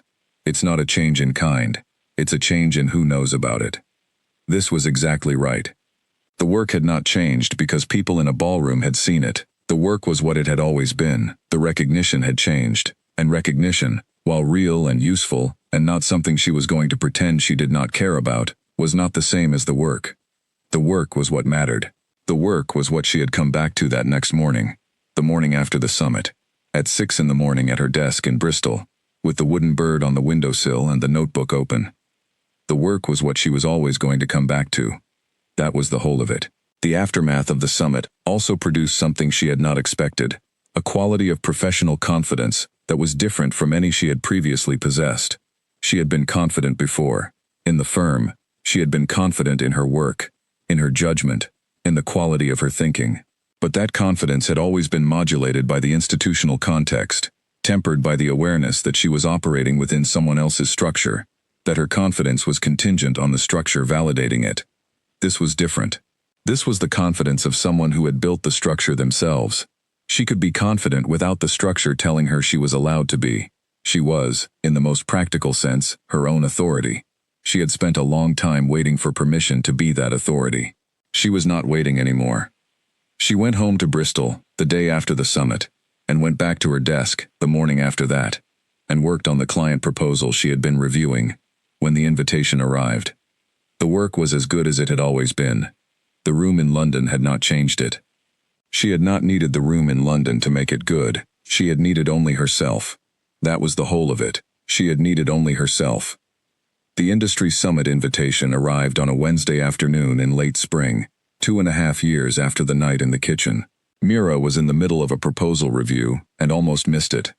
The subject line was formal and the sender unfamiliar, and it arrived in the way of things that are more important than they initially appear. She read it. She read it a second time. The organization was the most established professional body in her field, and they were inviting her to be a keynote speaker at their annual summit, citing her published thinking, naming the specific strand of her work they wanted her to build the talk around. She closed the email and opened it again and read it a third time. Then she clicked on the attachment containing the event details. The venue was the Grand Meridian Hotel in London, the ballroom of the Grand Meridian Hotel in London. She sat at her desk and read the address. She sat with it for exactly 2 minutes. She clocked this afterward, as a data point about herself she found interesting. 2 minutes of sitting with the full weight of being invited to speak in the room where 2.5 years ago she had been publicly and deliberately set aside. And then she closed the attachment, composed a brief professional email accepting the invitation, and returned to the proposal. She did not tell anyone about the venue for several days. She was not ready to tell it as a fact, rather than as something still requiring management. It became a fact she was comfortable with, in approximately the time it took to prepare a very good talk, which turned out to be exactly the right perspective adjustment. The Grand Meridian Ballroom was the room where Cole had stood in front of their shared friends and colleagues and announced that Mira Hayes was no longer his partner. She had organized that event. She had booked the catering, arranged the flowers, confirmed the guest list, managed every detail of the logistics, while he stood at the center of the room, looking like someone who had arrived, rather than someone who had been delivered there by her invisible labor. She had done all of this, as she had done everything in those years, quietly and completely and without recognition. She was going back to that room. She was going to speak in that room. Not because she needed to close a circle, not to prove something to a ghost, simply because she had been asked to speak, and she had something worth saying, and the fact that it happened to be in that particular room was, in the final accounting, just geography. The preparation took 6 weeks. She wrote the talk the way she built client work, starting with the actual problem, the real structural question underneath the surface, and working outward from there. She wrote a full draft, read it aloud, identified where it moved and where it stalled. She gave it to Helen, who returned it with the marks of someone who has no patience for unnecessary words and no interest in being polite about their absence. She revised it again. By the end of 6 weeks it was what it needed to be. She knew this with the settled certainty of someone who has done the work, not the frantic conviction of someone trying to convince themselves. Helen came to London with her. She had not asked her. Helen had simply announced she would be in the audience. Mira said thank you, and meant it entirely. They arrived at the Grand Meridian on the morning of the summit. Mira had booked them into a hotel nearby, partly for the practical reason of having a quiet base, partly because she had not wanted to arrive at the Grand Meridian before she was ready. The timing of when you enter a room you have not been in for a while matters. She wanted to enter it on her own terms. They walked to the venue through the October London morning. Cold and bright, the kind of day that makes the city feel like it is making an effort. She walked at her normal pace, which was the pace of someone who knows where they are going and why. The lobby of the Grand Meridian was exactly as she remembered. She had been in it 40 times over 3 years of Cole's professional events. The high ceilings, the marble floors, the slightly overdressed chandeliers, the staff who were polished and efficient, the morning light through the tall front windows. She had arranged events here, managed every detail of them, done it all quietly, without her name appearing on any of it. She walked through the lobby and collected her speaker lanyard. In the green room she met the other presenters, a behavioral economist from Edinburgh, a communications director from a major charity, a journalist turned strategist who had written 2 books she had read and found useful. She talked with them with genuine attention, because she was still, reliably, a person who found ideas interesting wherever they appeared. She found a quiet corner and opened her notes and read through them one final time. Then she put the notebook away and did not look at it again. The ballroom filled. She sat in the front section while earlier sessions ran, listening properly, because the other speakers were interesting, and she was still a person who found ideas interesting in any context. From where she sat, she could see the room, the round tables, the high ceiling, the light from the long windows, the same room, and different population, different version of herself sitting in it. She was not thinking about Cole when she walked to the front of the room. She was thinking about the talk. This was, she later reflected, perhaps the most accurate indicator of how far she had come. That the room where her life had broken open was simply the room where she was about to speak, and she was thinking about the speaking. She set her notes on the lectern and looked out at 300 people. She began. 45 minutes of the most fully herself she had ever been, in a professional context. Not the managed version of herself that had learned to operate within systems she had not designed. Her actual self, the one with genuine opinions she was not afraid of, the one with a specific way of seeing that was not generic, the one with the authority that comes from having actually done the thing and being willing to say what she had found. The room was with her in the way that rooms are only with speakers saying something true. When she finished, the applause was immediate and full, not the polite reflex that greets the end of a session, but the kind that comes from a room where something genuine has happened. She was making her way back to her seat when she saw him, Cole, 3 tables back, dressed well, looking at her. She could not read the expression from across the room. She did not try. Their eyes met. 2 seconds, perhaps 3. She gave him a professional nod. Even, measured, appropriate to the setting, and to everything that had passed. Then she continued to her seat. Scallon looked at her with a raised eyebrow. "Later," Mira said quietly. Helen nodded. The afternoon produced good conversations. 3 people who wanted to continue what the talk had started.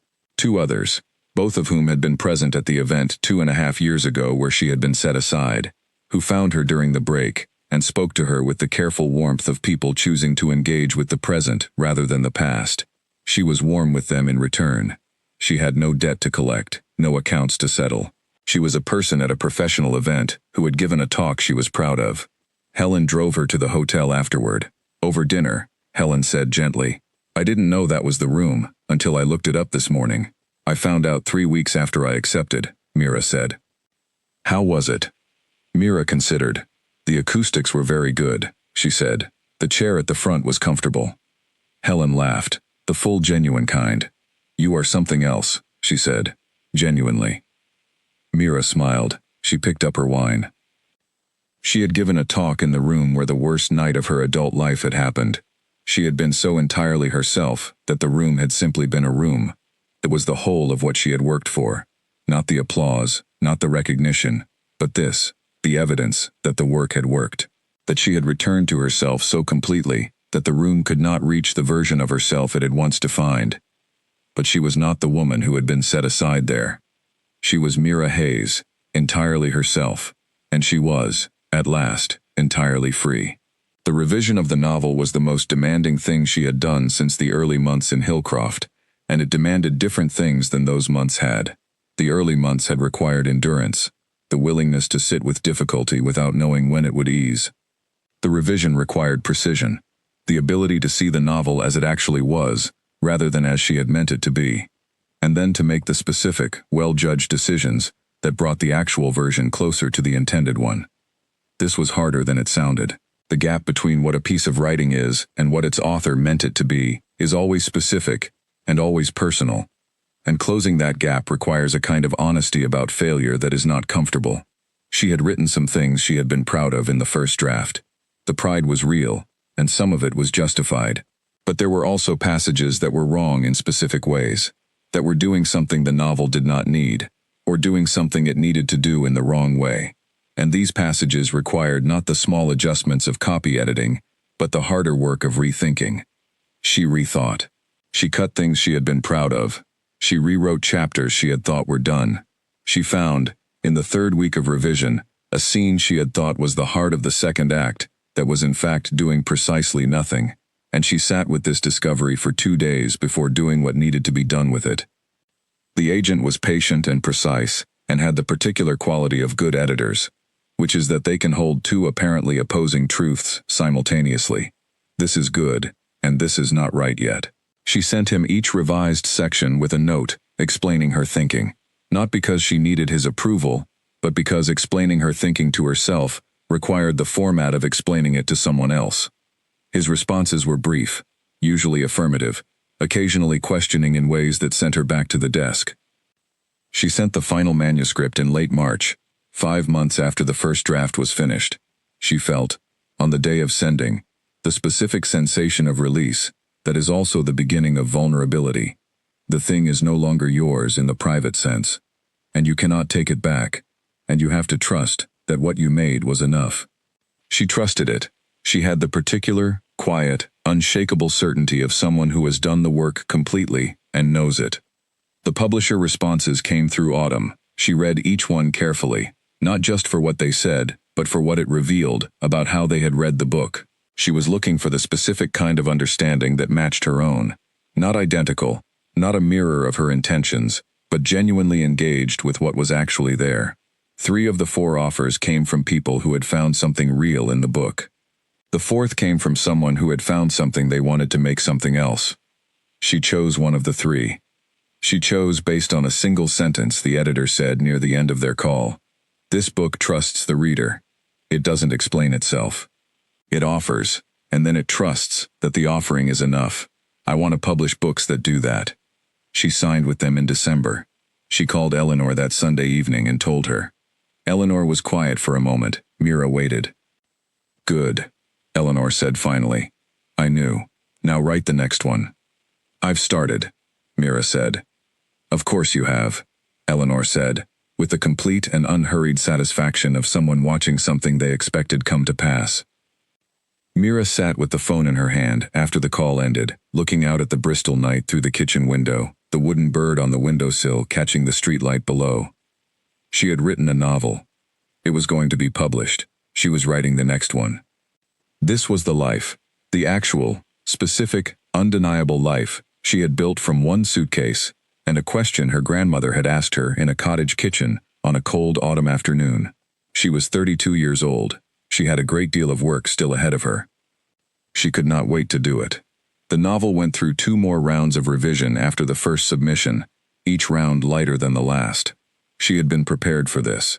The agent had told her that a book, once the substantive revision was done, had a rhythm of settling that took time and could not be rushed. She had been prepared, and she was still impatient, which was honest. She was a person who moved at the pace of the work, and the work was ready before the process around it was. She managed the impatience the way she managed everything uncomfortable, by attending to it directly, naming it, and then returning to the next thing. The next thing was always the next chapter of the second novel, or the next client engagement, or the next piece of writing for the practice. There was always a next thing. She was grateful for this. She had learned that a life without next things was a life spent in someone else's next thing, and she was not going to do that again. The business development framework, which she had been developing in parallel with the novel revisions, was the most intellectually demanding piece of work she had attempted since university. It required not just the articulation of the methodology, she had done that in pieces across 3 years of client work and published writing, but the synthesis of it into a form that another practitioner could use without losing what made it specifically valuable. This was hard, because the specific value was not in the steps. The steps were reproducible. The value was in the quality of attention that the steps required, and quality of attention was difficult to transfer. She had been thinking about this problem for a year. She was beginning to see, in the autumn of the year the novel was published, how to address it, not by reducing the framework to simpler steps, but by being more specific and more honest about what the steps required. What kind of listening, what kind of thinking, what kind of willingness to find things you had not expected to find. The framework was going to ask practitioners to do something genuinely difficult. She was going to say that clearly, and explain why the difficulty was necessary, and give them enough of her own experience of it, that the difficulty would feel possible. This was, she thought, the same principle as the novel. Trusting the reader, trusting that they could handle the full truth of the thing, not the simplified version, trusting that what they needed was the complete and honest account, not the reassuring one. She was good at trusting the reader. She had learned, in 3 years of building this practice and this life, that this was one of the most fundamental things she was good at. She trusted people with the full thing. They generally rose to it. The literary agent offered representation in March, on a Tuesday morning, before the morning writing hour had started. She checked her phone out of old reflex. She had been working to break the habit, but had not entirely succeeded, and the email was there. She read it at the kitchen counter. The flat was very quiet. The wooden bird was on the windowsill in the early light. Outside, Bristol was beginning its day, in the modest, purposeful way of a city that does not require drama to feel alive. The email was precisely what a good offer should be. Warm without being effusive, specific about what he had seen in the book and what he believed its possibilities were, asking questions about her intentions for it, while making clear he had intentions of his own that he was not yet assuming aligned with hers. He had understood the novel. This was not something she had taken for granted. She had prepared for the possibility of an offer from someone who had responded to one dimension of it and missed the rest. That was not what this was. She put the phone down and made the coffee. She wrote for an hour. Then she replied with 2 specific questions. He answered both by afternoon. She replied again, accepting. She signed the representation agreement in April. By then the business had grown to the point where it required structural decisions she had been slightly too reluctant to make. 13 active clients, a waiting list, hours that were, in purely quantitative terms, unsustainable. For one person also trying to write a novel, an hour a day, and develop the methodology, and maintain the thinking, that made all the rest possible. She had known this was coming. She had been watching the numbers with the focused attention of someone who knows the difference between a problem that can wait and a problem that will get worse if not addressed. She made 2 decisions. She raised her rates by 30%. No one left. 2 clients said they should have been higher already. She told Helen this over dinner. Helen looked at her with mock exasperation. Do you have any idea how long the rest of us worked to reach what you've done in 2 years?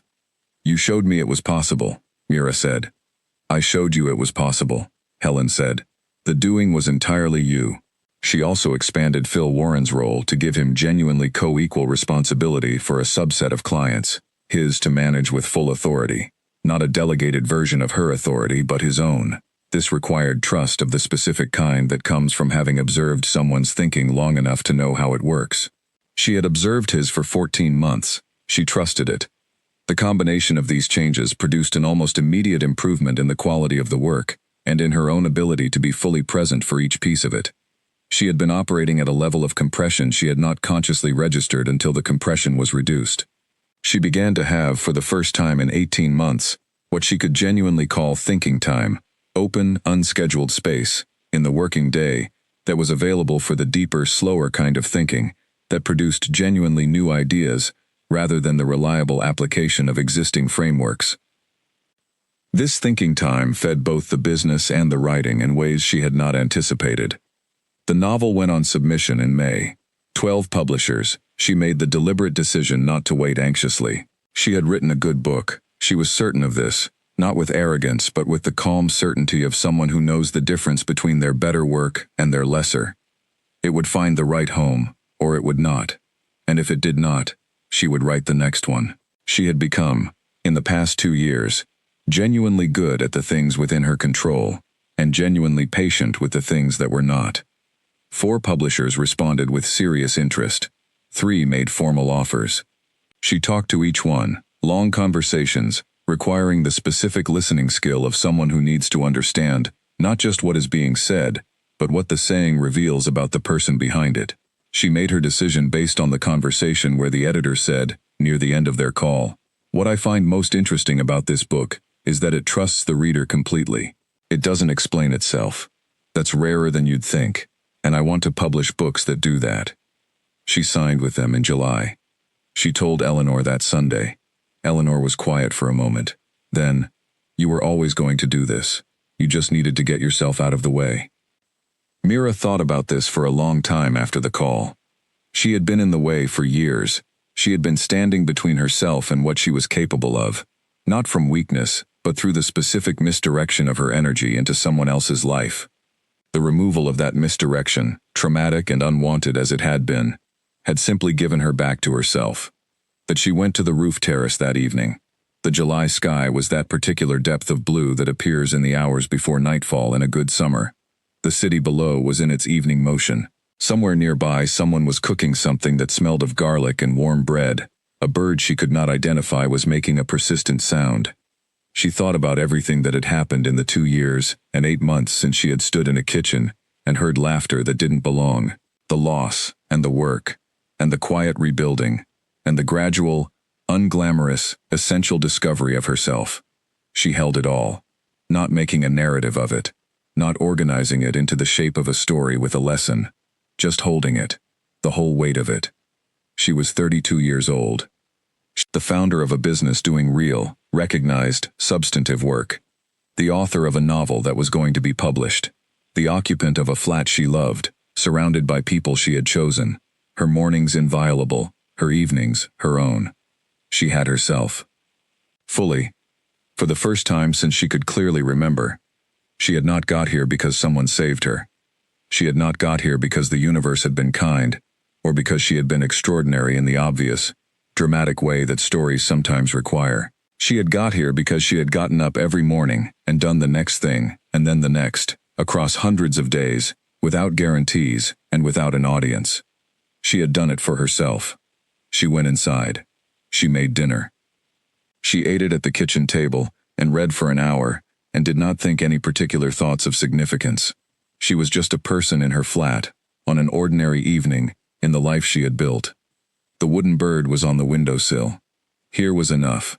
Here was more than enough. Here, finally, was everything. The keynote for the Edinburgh conference was the hardest piece of writing she had done, harder than the novel, which had demanded more, over a longer period, but it offered the protective distance of fiction, the permission to put the truth in a character's mouth rather than your own.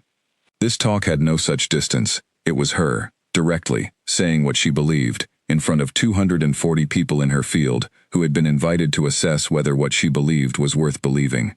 She wrote it in the same early mornings she used for the fiction, before the business day began.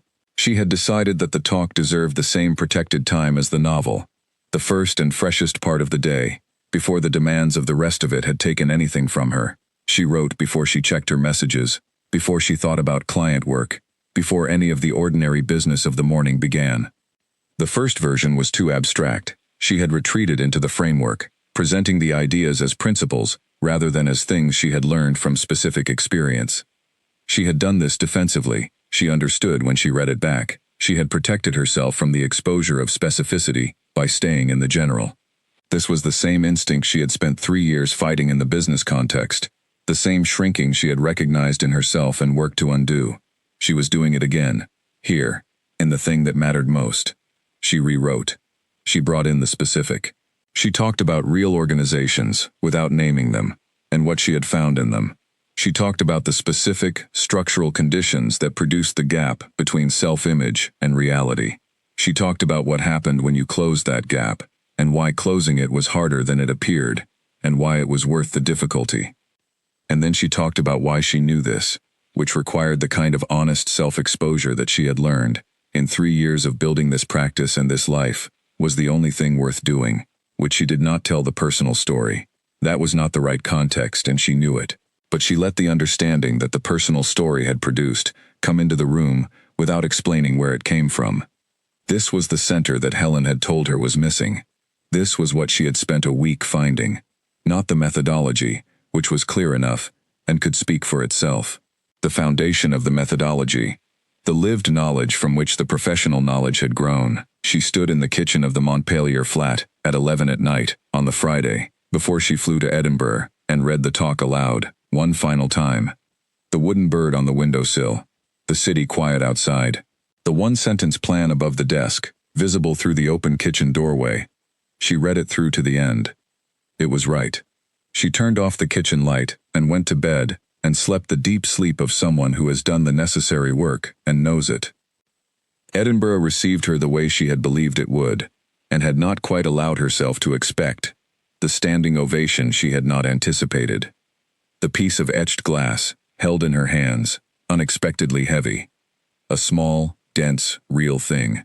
Beverly's face. The room.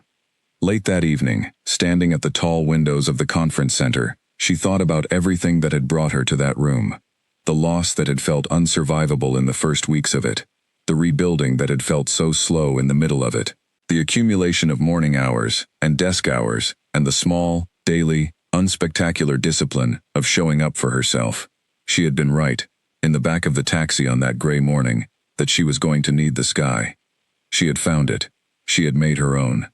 The Edinburgh conference was also the moment Mira understood, in the full and embodied sense of something known rather than merely believed, what Eleanor had meant by returning to herself. She had thought she understood it years earlier, in Hillcroft, in the early weeks, sitting at the kitchen table after the visit to the cottage. She had understood it intellectually. She had understood what Eleanor was asking, and she had understood why it mattered, and she had applied herself to finding the answer. But intellectual understanding is not the same as the full-body knowledge of having actually arrived. She had arrived.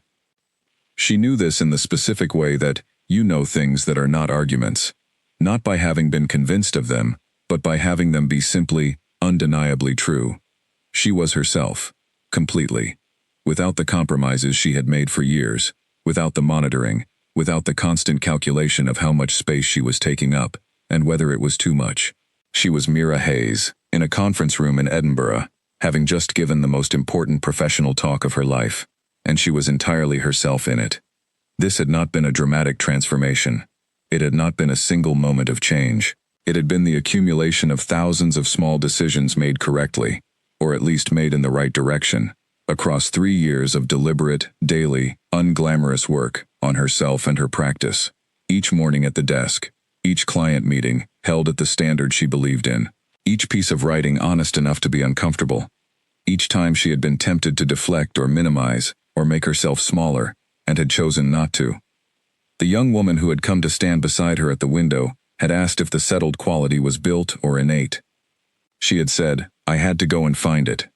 This was true as far as it went. But the fuller truth was more complicated. She had had to go and find it, yes. But she had also had to build the conditions that made the finding possible. She had had to build the practice, and the writing, and the daily discipline, and the people around her, and the life that was entirely hers. She had had to make herself into someone who could hold what she found, once she found it, without losing it again. You had to also build the container. She had built the container. She was going to spend the rest of her life filling it. She had also, in the months between signing with the publisher and the publication itself, done something she had been intending to do for a long time. She had replied to Natalie. Natalie's final message had arrived in the early weeks in Hillcroft, a long and honest letter that Mira had read 3 times, and then set aside for over a year, because she had not been ready to say what needed to be said, and had not been willing to say what was not ready to be said. The year and more had been enough. She was ready now. She wrote a response that was careful and direct, and neither warm nor cold. She acknowledged the honesty of Natalie's letter. She named, plainly, what the betrayal had cost. She did not perform forgiveness, she did not yet feel, and did not withhold what she genuinely did feel, which was something more complicated than either fury or absolution. She said that she hoped Natalie was well, and meant it. She said that she did not expect the friendship to resume in any form, and was not asking for it to. She said that the specific kindnesses Natalie had done her over the years before the betrayal were real, and she had not forgotten them. She sent the message, and did not wait for the reply. The reply came 3 days later, and was short, and said thank you, and goodbye, in that order. Mira read it, and filed it, and went back to work. This had not been a reconciliation. She was not certain that reconciliation was what she would have wanted, even if it had been on offer. What it had been was a closing, the completion of something that had been left unfinished, because she had not had the capacity to finish it until now. She had the capacity now, for this, and for many things she had not had the capacity for before. The capacity had been built. The same way everything had been built, daily, incrementally, through the consistent practice of showing up for herself, and doing the work she believed in, and making the choices she believed were right, whether or not they were comfortable, and whether or not anyone was watching. She had built it alone, and she was proud of that. She had built it for herself. She was proud of that too. Beverly Cross called on a September morning, 3 years after the night in the kitchen, though Mira had stopped counting in those terms long before now. Beverly was the executive director of the professional body that governed Mira's field, a person who did not waste words or time. Mira had met her at the industry summit the previous autumn and had liked her immediately. She had the quality of someone who sees clearly and speaks accurately, and does not engage in the social maintenance that many professional relationships require as their operating cost. Beverly said that the assessment committee had completed its evaluation of this year's practitioner leadership recognition, and Mira had been selected as the recipient. Mira set her pen down. "I'm calling ahead of the formal announcement," Beverly said, "because I know how you work, and I didn't want you to find out from a press release." The decision was unanimous, which is genuinely rare. What was the committee's reasoning? Mira asked, because that was the useful information. Not that she had received it, but what had produced it, what the evidence base was, what it told her about the work. Beverly described it, the consistency of results across the client work, the rigor and originality of the published thinking, and the thing that had distinguished her from other people producing good work in the field, that her thinking had demonstrably changed how a measurable number of practitioners approached their work. They had traced the influence. They had cited specific evidence of it. She was not a person who had influenced the field by having a large platform. She had influenced it by being right, and by writing about it well enough that the rightness had traveled. "There's also a keynote request," Beverly said. "The annual conference in November, Edinburgh this year. We're not asking for a reprise of anything you've given before. We want the talk that only you can give right now, whatever that is." "I'll do it," Mira said. She spent the rest of that day on the client proposal she had been reviewing when the call came. Then she drove home and made dinner, and called her mother, and then Eleanor, and then Owen, in that order. Diane cried briefly and apologized. Mira told her not to. Eleanor said, I know. Then, after a pause, I knew when you drove out of Hillcroft 3 years ago. I just had to wait for the rest of the world to catch up. Owen said, finally, I've been telling everyone for 2 years. They've been very polite about it. Helen's response was, dinner. Not to celebrate, to plan. This is a platform, and you need to think about what you do with it. This was why Mira valued Helen, above almost anyone else in her professional life. Other people brought champagne. Helen brought the next question. The keynote took 4 weeks to write, longer than any other piece of professional writing she had done. The reason was that she was trying to do something harder than anything she had tried before, not simply presenting the work. She had done that at the summit. She was trying to articulate, honestly and without the false neatness of retrospective clarity, what the practice she had been building for 3 years was actually about. The belief underneath the work, the thing that made this approach different from all the others, in a field where many people were producing good work. She wrote many versions. She discarded many. She sent one to Helen, who said it was very good, and was missing the center of it. She knew Helen was right, the moment she read the message. She spent a week finding the center. When she found it, the whole structure of the talk reorganized itself around it. It was this. Every organization she had worked with that had a communication problem had, underneath that problem, a problem of honest self-knowledge. Not a failure of expression, but a failure of the willingness to look clearly at the gap between what they believed themselves to be and what they actually were. The gap was uncomfortable, and so it was not looked at, and the looking away produced the symptom, and treating the symptom without closing the gap produced work that was beautiful and useless. And her work, at its core, was about creating the conditions in which a person or an organization could be seen clearly. Not judged, seen, and in being seen, understood, and in being understood, capable of speaking about itself with the simple, undefended accuracy that the world responds to with trust. She had not set out to build a practice about this. It had revealed itself to be about this, through the accumulation of the work and the patterns she noticed across it. But now that she could see it clearly, she recognized it as the thing she had always been drawn to, in her reading, in her writing, in the way she had, from the time she was young, been more interested in the thing beneath the thing than the thing itself. And she knew it, in a way she could not fully articulate in a professional keynote, but that informed every word of one. From the inside, she had lived in a gap like this. She had spent 3 years in a comfortable and invisible gap between who she believed herself to be and who she was becoming. She knew what it cost. She knew what it took to close it. She wrote the final version in 3 days. She read it aloud in the flat 3 times, standing in the kitchen at night, with the wooden bird on the windowsill, and the city quiet outside. Each time she reached the end, she felt the particular settling that comes when something is finished, and is what it was meant to be. The conference was held in Edinburgh in November. 240 professionals in the field. Beverly introduced her with precision and genuine warmth, specific enough to mean something, brief enough to leave the room still ready to listen. Mira walked to the front of the room.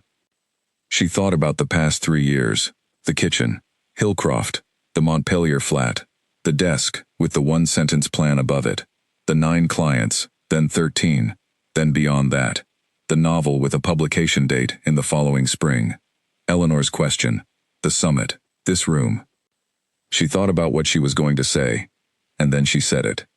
She spoke for an hour, clearly, without the hedged language people in professional contexts sometimes adopt to protect themselves from the exposure of having an actual view. She said what she believed, specifically, and she said where she was still uncertain and working it out, because the distinction between the two was something audiences noticed and trusted. The room was very still, in the way that rooms are only still when someone is saying something true, and the people in the room are recognizing it. When she finished, the applause was not the reflexive kind. It was the kind that comes from a room where something genuine has happened, where people have been given something to think with and are already, in the moment of applause, beginning to think with it. Beverly presented the recognition, a small, heavy piece of etched glass, clear and substantial and without ostentation. Exactly right. Mira held it and looked at it for a moment. She said thank you, simply and directly, to Beverly and to the room. She did not give a second speech. The work had been the speech. Late in the evening, standing by the tall windows with the lit castle visible in the dark above the city, a young woman came to stand beside her, 24 or 25, just beginning, with the particular quality of a beginning that has not yet learned to be guarded. "Can I ask you something?" she said. "You seem very settled in yourself, like you know where you stand. Was that always there, or did you have to build it?" Mira looked out at the castle. She thought about the question honestly. "I had to go and find it," she said. "It was always there. I just built a lot of things on top of it for a while, and couldn't see it anymore." The young woman was quiet. Then, "That's genuinely helpful." "I hope so," Mira said. They stood at the window for another minute, and then the young woman thanked her and went back to the room, and Mira stayed a moment more. She had not planned any of this. She had planned a different life, and that life had not happened, and this one had happened instead. She had not got here by winning a competition with anyone. She had not got here by defeating him, or outlasting him, or waiting for the world to notice the difference between them. She had got here by returning to herself, and staying there, and building from that place. She turned away from the window. She had work to do. There was always, now, work to do. The publication week of Who Were You Before You Loved Him was the week in which Mira most clearly felt the difference between the two versions of her life, the one before, and the one she had built after. In the before, she had been the invisible support behind other people's visible success, the one who made the room work, the one who organized the experience that others were having, the one who stayed quiet in rooms where she should have spoken, and deferred in conversations where she should have insisted, and made herself small in spaces she had a right to fill. In the after, she was the one whose name was on the cover, the one being invited to speak, the one whose thinking was being cited and discussed and argued with and built on, the one sitting across from an interviewer who had read the book carefully and had specific, intelligent questions about specific, particular things in it, and who was looking at her with the attention you give to someone you have come to hear, not someone you are managing or overlooking or politely including. The shift was not dramatic in any individual moment. It had accumulated across 3 years of small decisions, to show up for herself, to do the work to its actual standard, to put her name on what she had built and not minimize it, to speak directly and take up the space she was entitled to take up. No single one of those decisions had been transformative. The accumulation of them had produced a life that looked, from the inside, like a completely different category of existence. The interviewers she spoke to in the publication week were good. Several of them asked about the autobiographical dimension of the novel, whether the woman in the book was her, whether the relationship in the book was the relationship she had lived through. She answered the same way every time, with the same honest distinction. The woman was not her. The relationship was not the relationship she had lived, but the understanding in the book, the specific, hard-won understanding of what it costs to lose yourself and what it takes to find yourself again, was completely and entirely hers. She had paid for that understanding. She was glad of it now. She would not have been glad of the way it was obtained. Those were two separate things, and she kept them separate. The readers who wrote to her after the publication were the most unexpected and most important part of the publication experience. She had expected readers. She had expected some of them to find the book useful in the general sense. What she had not expected was the specificity of what they said. They did not write to say the book was good or moving or beautifully written, though some of them said those things. They wrote to say, "I have been in this place.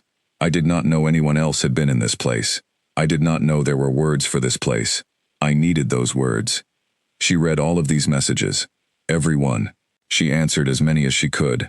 Not all, because the numbers eventually made all impossible, but many. The ones where the specificity of what the person had said called for specificity in return. She did not know most of these people. She would never meet most of them. But they had been inside the book she had written, in the particular interior space that a book creates, and the book had done what she had most wanted it to do. It had been useful. It had been honest. It had made someone feel less alone in the particular geography of what they were carrying. That was everything. That would always be everything. She came home from the publication tour on a Thursday afternoon, back to the flat in Montpellier, back to the wooden bird on the windowsill, and the notebook on the desk, and the one-sentence plan above it. She made tea. She stood at the kitchen counter and drank it. She thought about the past 3 years. She had not defeated anyone. She had not outlasted anyone. She had not won a competition, or taken revenge, or proved something to the person who had told her she was very small. She had simply gone and found herself, the person who had been waiting in the place she had left her, and she had brought her back, and she had given her room to grow. That person had grown. Mira Hayes, the author of a published novel, and the founder of a recognized practice, and the person standing in her kitchen on a Thursday afternoon, with a cup of tea, and the whole of the rest of her life still ahead of her. She rinsed the cup. She went to the desk. She opened the notebook. She wrote. The publication tour was the first time in Mira's professional life that she was the person at the front of every room, not contributing to something someone else was fronting, not organizing the conditions for someone else's visibility. Her name on the cover, her face on the poster, her voice in the microphone, the thing that she had made, and that she had made entirely herself, being presented to people who had come specifically to see it. She had expected this to feel stranger than it did. She had prepared herself for the discomfort of being seen at scale, for the particular exposure of having her work and her thinking, and by extension herself, be public in a way that could not be controlled or managed. The exposure was there. It was real. But she found that she could hold it without the anxiety she had expected, in the same way she had found she could hold the Grand Meridian Summit without the anxiety she had expected. The capacity to be seen had grown in proportion to the authenticity of what was being seen. She was not presenting a managed version of herself. She was presenting the work she had actually done, and the thinking she had actually arrived at, and the understanding she had actually lived her way toward. There was nothing in it that was not true. This made the visibility endurable in a way it would not have been if she had been performing. She had spent years performing. She was done with it. The being seen felt, in its place, almost like relief. She also discovered, on the publication tour, that she was very good at talking about the book. Not in the way of someone who has rehearsed the talking points and delivers them smoothly, but in the way of someone who has spent several years living with the ideas in the book and can discuss them with the genuine complexity they deserved. She surprised herself in several interviews by saying something she had not expected to say, finding a formulation she had not had before, arriving at a clarity she had been working toward without knowing it. This was the best kind of interview, the kind where the conversation produced something new, rather than simply reproducing something already known. She was, by the end of the tour, genuinely tired. The tiredness was honest, the earned kind, the kind that comes from effort applied to something real. She had been giving the full version of herself in every room, for several weeks, with almost no time between rooms to recover. She needed time between rooms. She needed the desk in the morning, and the roof terrace in the evening, and Helen for dinner, and Eleanor on the phone on Sundays. She needed her life back. She went home to Bristol, with the particular relief of returning to the right place, which was different from the relief of returning to a familiar place. The Montpelier flat was home in the deepest sense, not merely the place she slept, but the place where she was most fully herself, the wooden bird, the notebook, the south-facing windows with the morning light. Home. The book was published in the first week of April, 3 years and 2 months after the night she came home to a house that was no longer hers. The cover was simple, a white field, a clean, dark image at the center, chosen after 3 rounds of conversation with the publisher's design team. Not because she was difficult, but because the cover was the first thing a reader met, and she cared about first meetings. The title was the question Eleanor had asked her, on that cold October afternoon in the cottage kitchen. Who were you before you loved him? They had discussed whether it needed a question mark. They settled on without. It was not a question the novel was asking. It was a thing the novel was about. The novel was fiction. She was clear about this in every interview, every conversation, every context in which the question arose, and it arose often. The woman in the book was not her. The relationship was not the relationship she had lived through.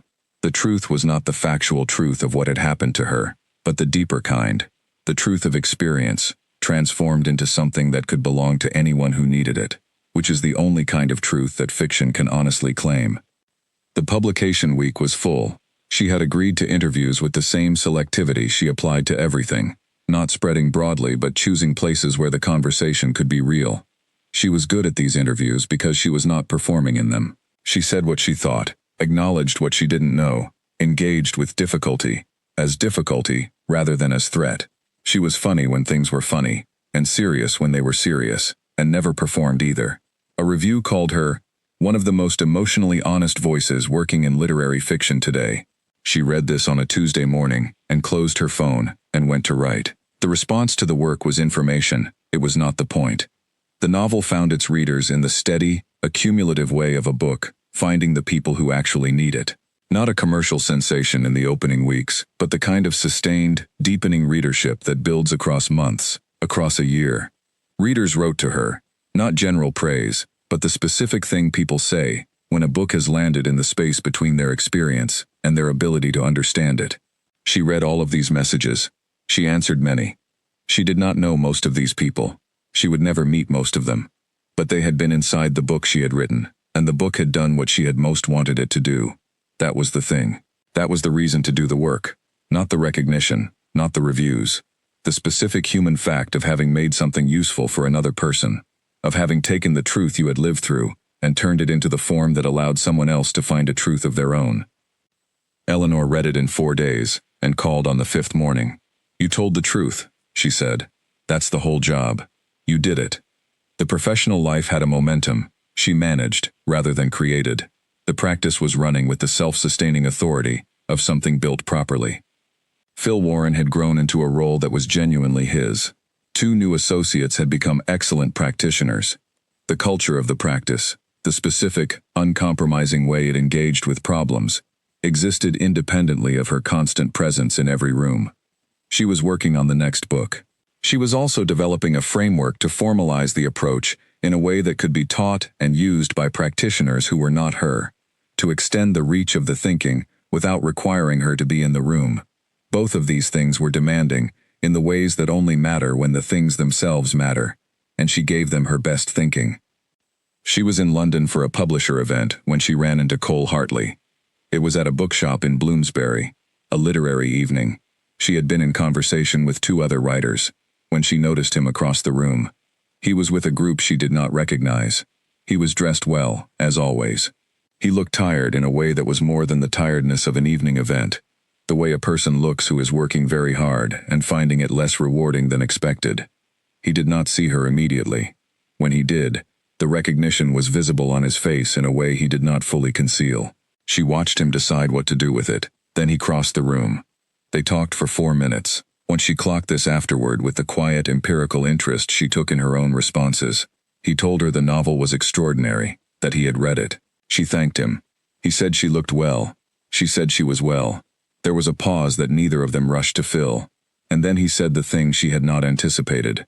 "I owe you more than I ever gave you credit for. I'd like you to know that I know that."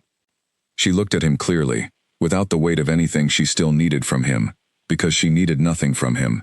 She had not needed anything from him for a long time. The acknowledgement he was offering was honest, and she had always responded to honesty. But it was not something she had been waiting for. She had not built what she had built in order to be vindicated by it. "Thank you for saying that," she said, and meant it, simply and completely, and without anything else attached. She returned to the conversation she had been in before he crossed the room. She flew back to Bristol that night, arriving at the flat at 11. She stood in the kitchen for a moment, coat still on, bag on the floor, the city completely quiet outside.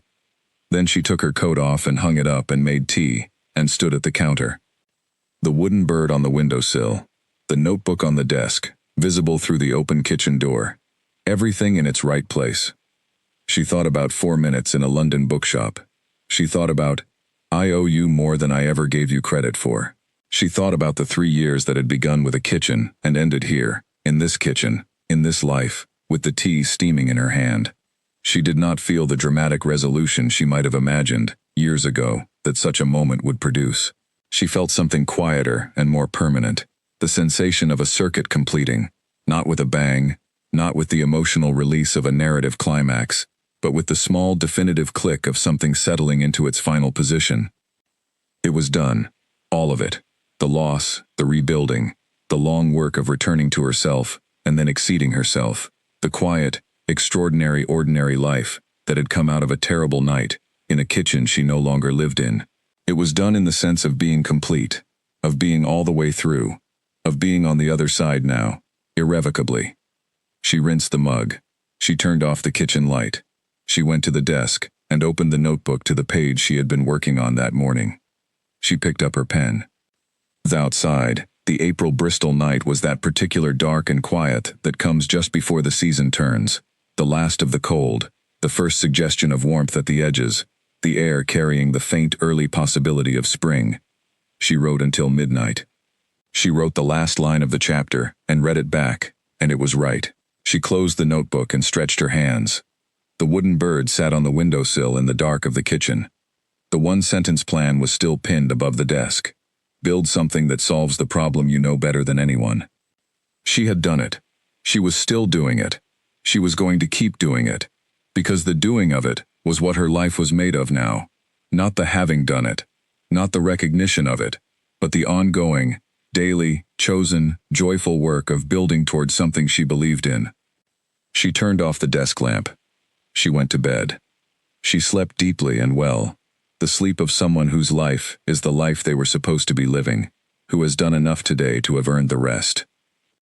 And in the morning, the way she had every morning for 3 years, and intended to every morning for the rest of her working life, she woke before the city, made coffee, sat at the desk, and opened the notebook. The light came through the south-facing windows. The wooden bird caught the morning light. She wrote. She wrote the first sentence of the next page, without hesitation, without self-doubt, without the managed caution of someone still not sure they were allowed to do this. She wrote because she was Mira Hayes, and Mira Hayes wrote every morning, and this was who she was, and there was no other version she was willing to be. Mira Hayes, 33 years old.